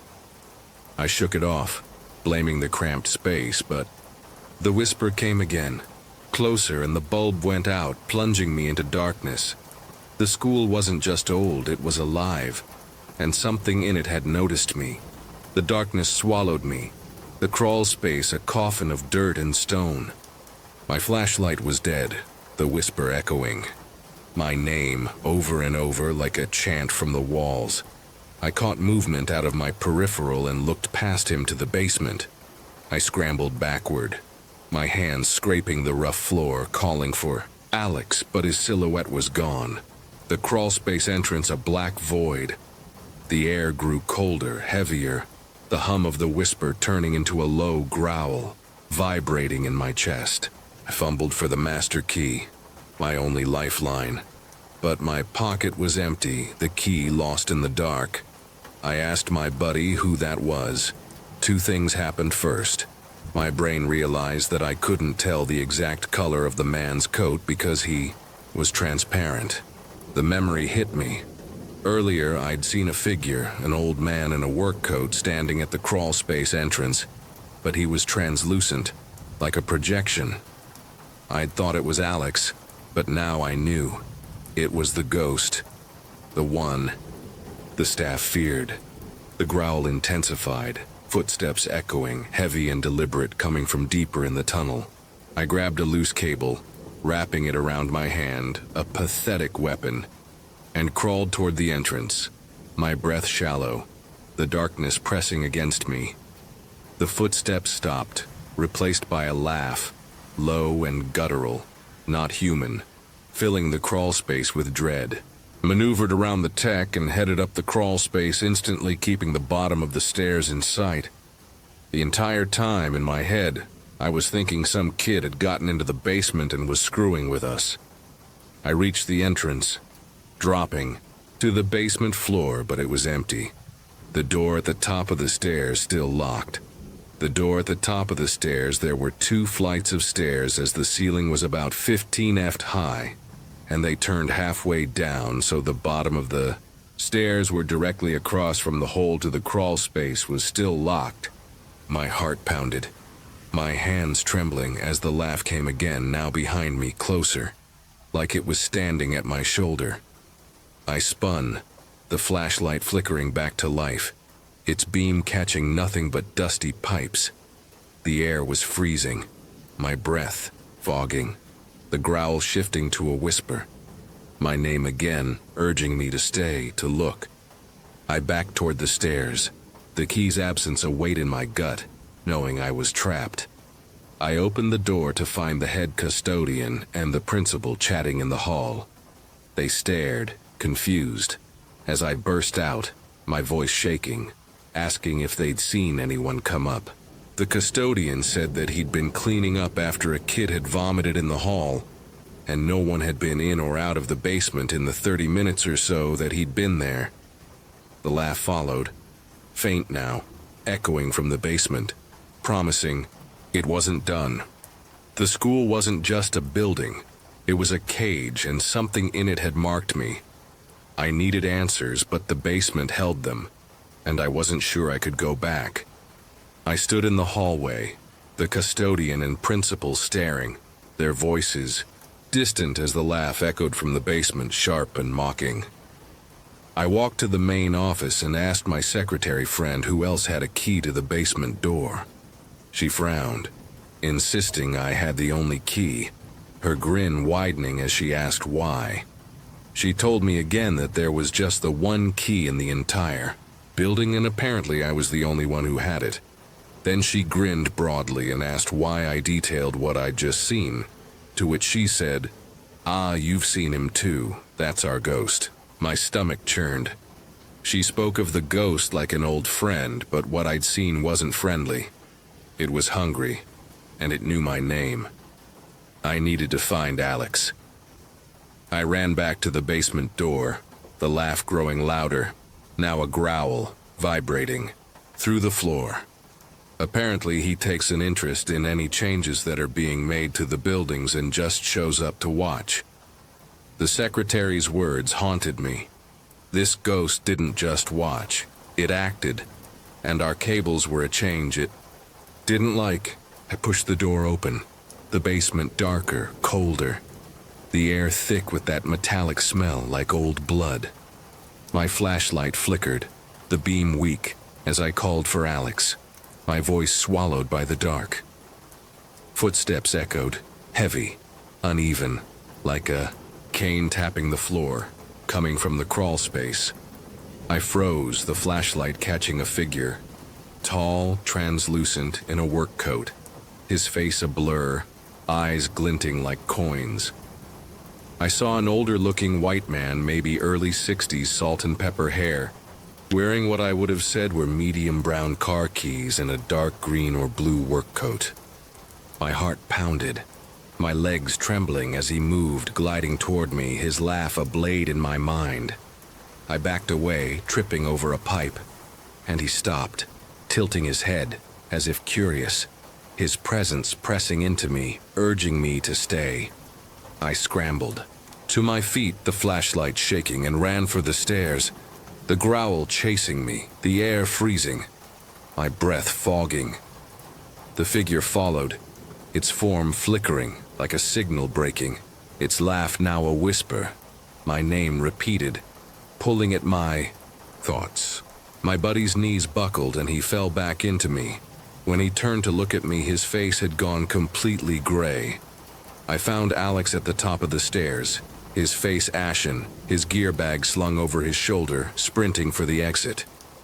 The tech comes bursting through the basement door, his gear bag over his shoulder, hauling butt to the main entrance. He didn't look back, didn't speak, just ran, leaving me alone with the ghost. I reached the door, slamming it shut, but the laugh followed, echoing through the hall, promising it wasn't done. The school was a living thing, its ghost a guardian, and we'd disturbed its domain. I needed to know why, but the basement held the answers, and every instinct screamed to never go back. I leaned against the basement door, my breath ragged, the laugh fading but its echo lingering, a scar on my mind. Alex was gone, his truck roaring out of the lot, leaving me with the ghost's presence, a cold weight in my chest. He's in his truck, and gone without ever even acknowledging me. I needed answers. Why this ghost? Why now? I grabbed the school's logbook from the office, flipping through entries. Staff had documented oddities for decades. Footsteps, cold spots, objects moving, all tied to the ghost, an old man who watched changes. One entry from the 1920s mentioned a groundskeeper, Samuel, who died in a fire. His body never found, his spirit tied to the school.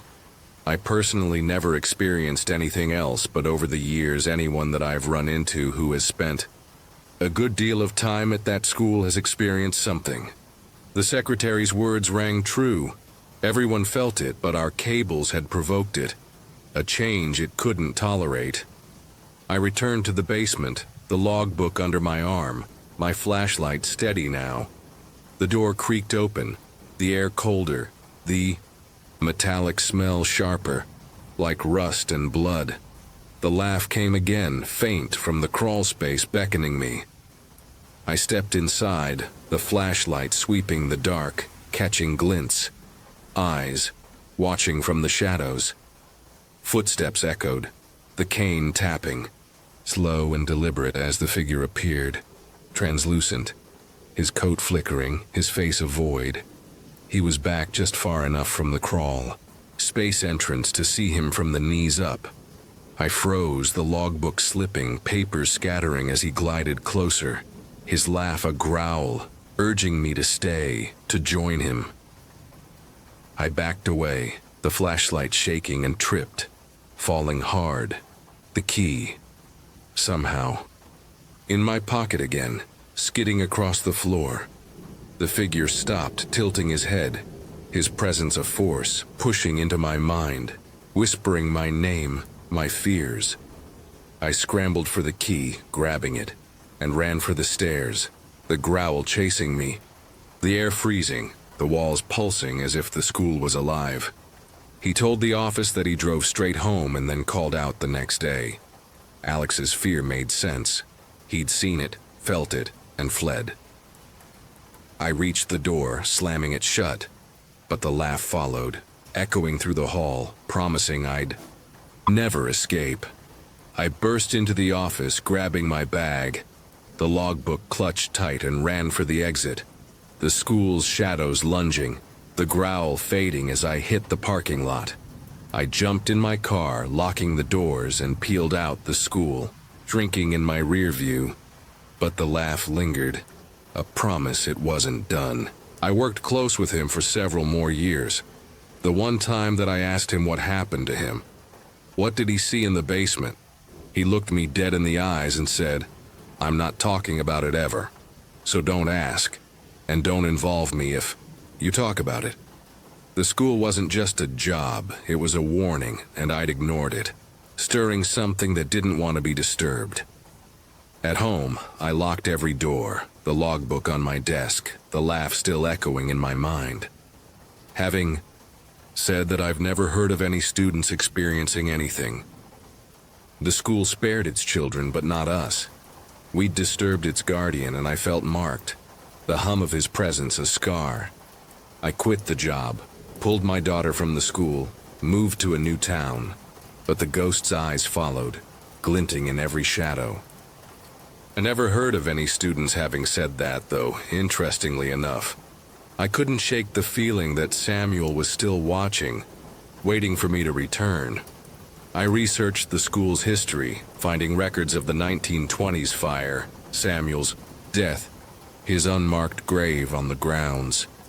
Locals spoke of him, a groundskeeper who'd loved the school, his spirit bound to it, protecting it from change. The second incident was the first time that I've ever seen a ghost or entity in my life. That day in the basement, I'd felt his anger, his need to keep things as they were, and we'd crossed him, our cables a threat to his domain. I burned the logbook, hoping to sever the tie, but the hum lingered, faint in quiet moments. A reminder. I wasn't free. I shared my story with a former colleague who nodded unsurprised. She'd felt the cold, heard the footsteps, seen Samuel's shadow in the chapel. The school was a liminal place, she said, where the past clung to the present, feeding on disturbance. I joined online forums, connecting with others who'd worked. There, teachers, staff, all with stories of Samuel, his laugh, his gaze. We traded theories, ghost, guardian, but all agreed he was real and he wasn't done. He was a really nice guy, and like I said, we'd worked together for years. It was really the only time that I remember seeing him when he didn't have a smile on his face. I kept a journal, sketching Samuel, documenting every detail, hoping to understand, to reclaim some control. The sketches captured his form, tall, flickering, wrong.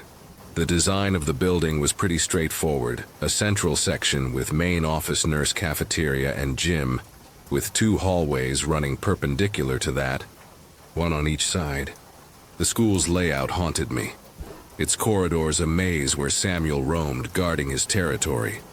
I hung charms, prayed, but the hum persisted, a signal I'd never be free.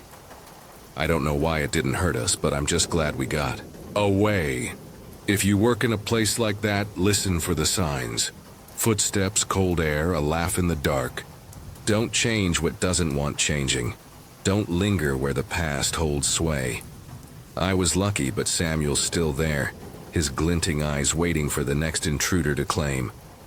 The school keeps its secrets, and some are vigilant, ready to trap you when the shadows grow.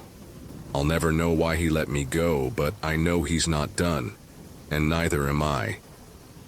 I'm still searching for answers, still trying to outrun that laugh. You've just heard a collection of America's darkest, most unsettling true horror stories. But the truth is, these are just the beginning. There are countless more stories buried in forgotten places, hidden in small towns and abandoned. What if these stories aren't finished? What if the places we talked about are still haunted by what happened? Maybe you're already closer to one than you think. Maybe the next encounter will be yours. The fear doesn't end when the video stops.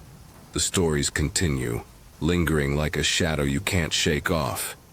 They keep resurfacing, as if they're searching for someone else to tell them to. So subscribe, and come back soon. The next set of tales might be even darker, even closer to the truth, and maybe, just maybe, they'll find you when you least expect it.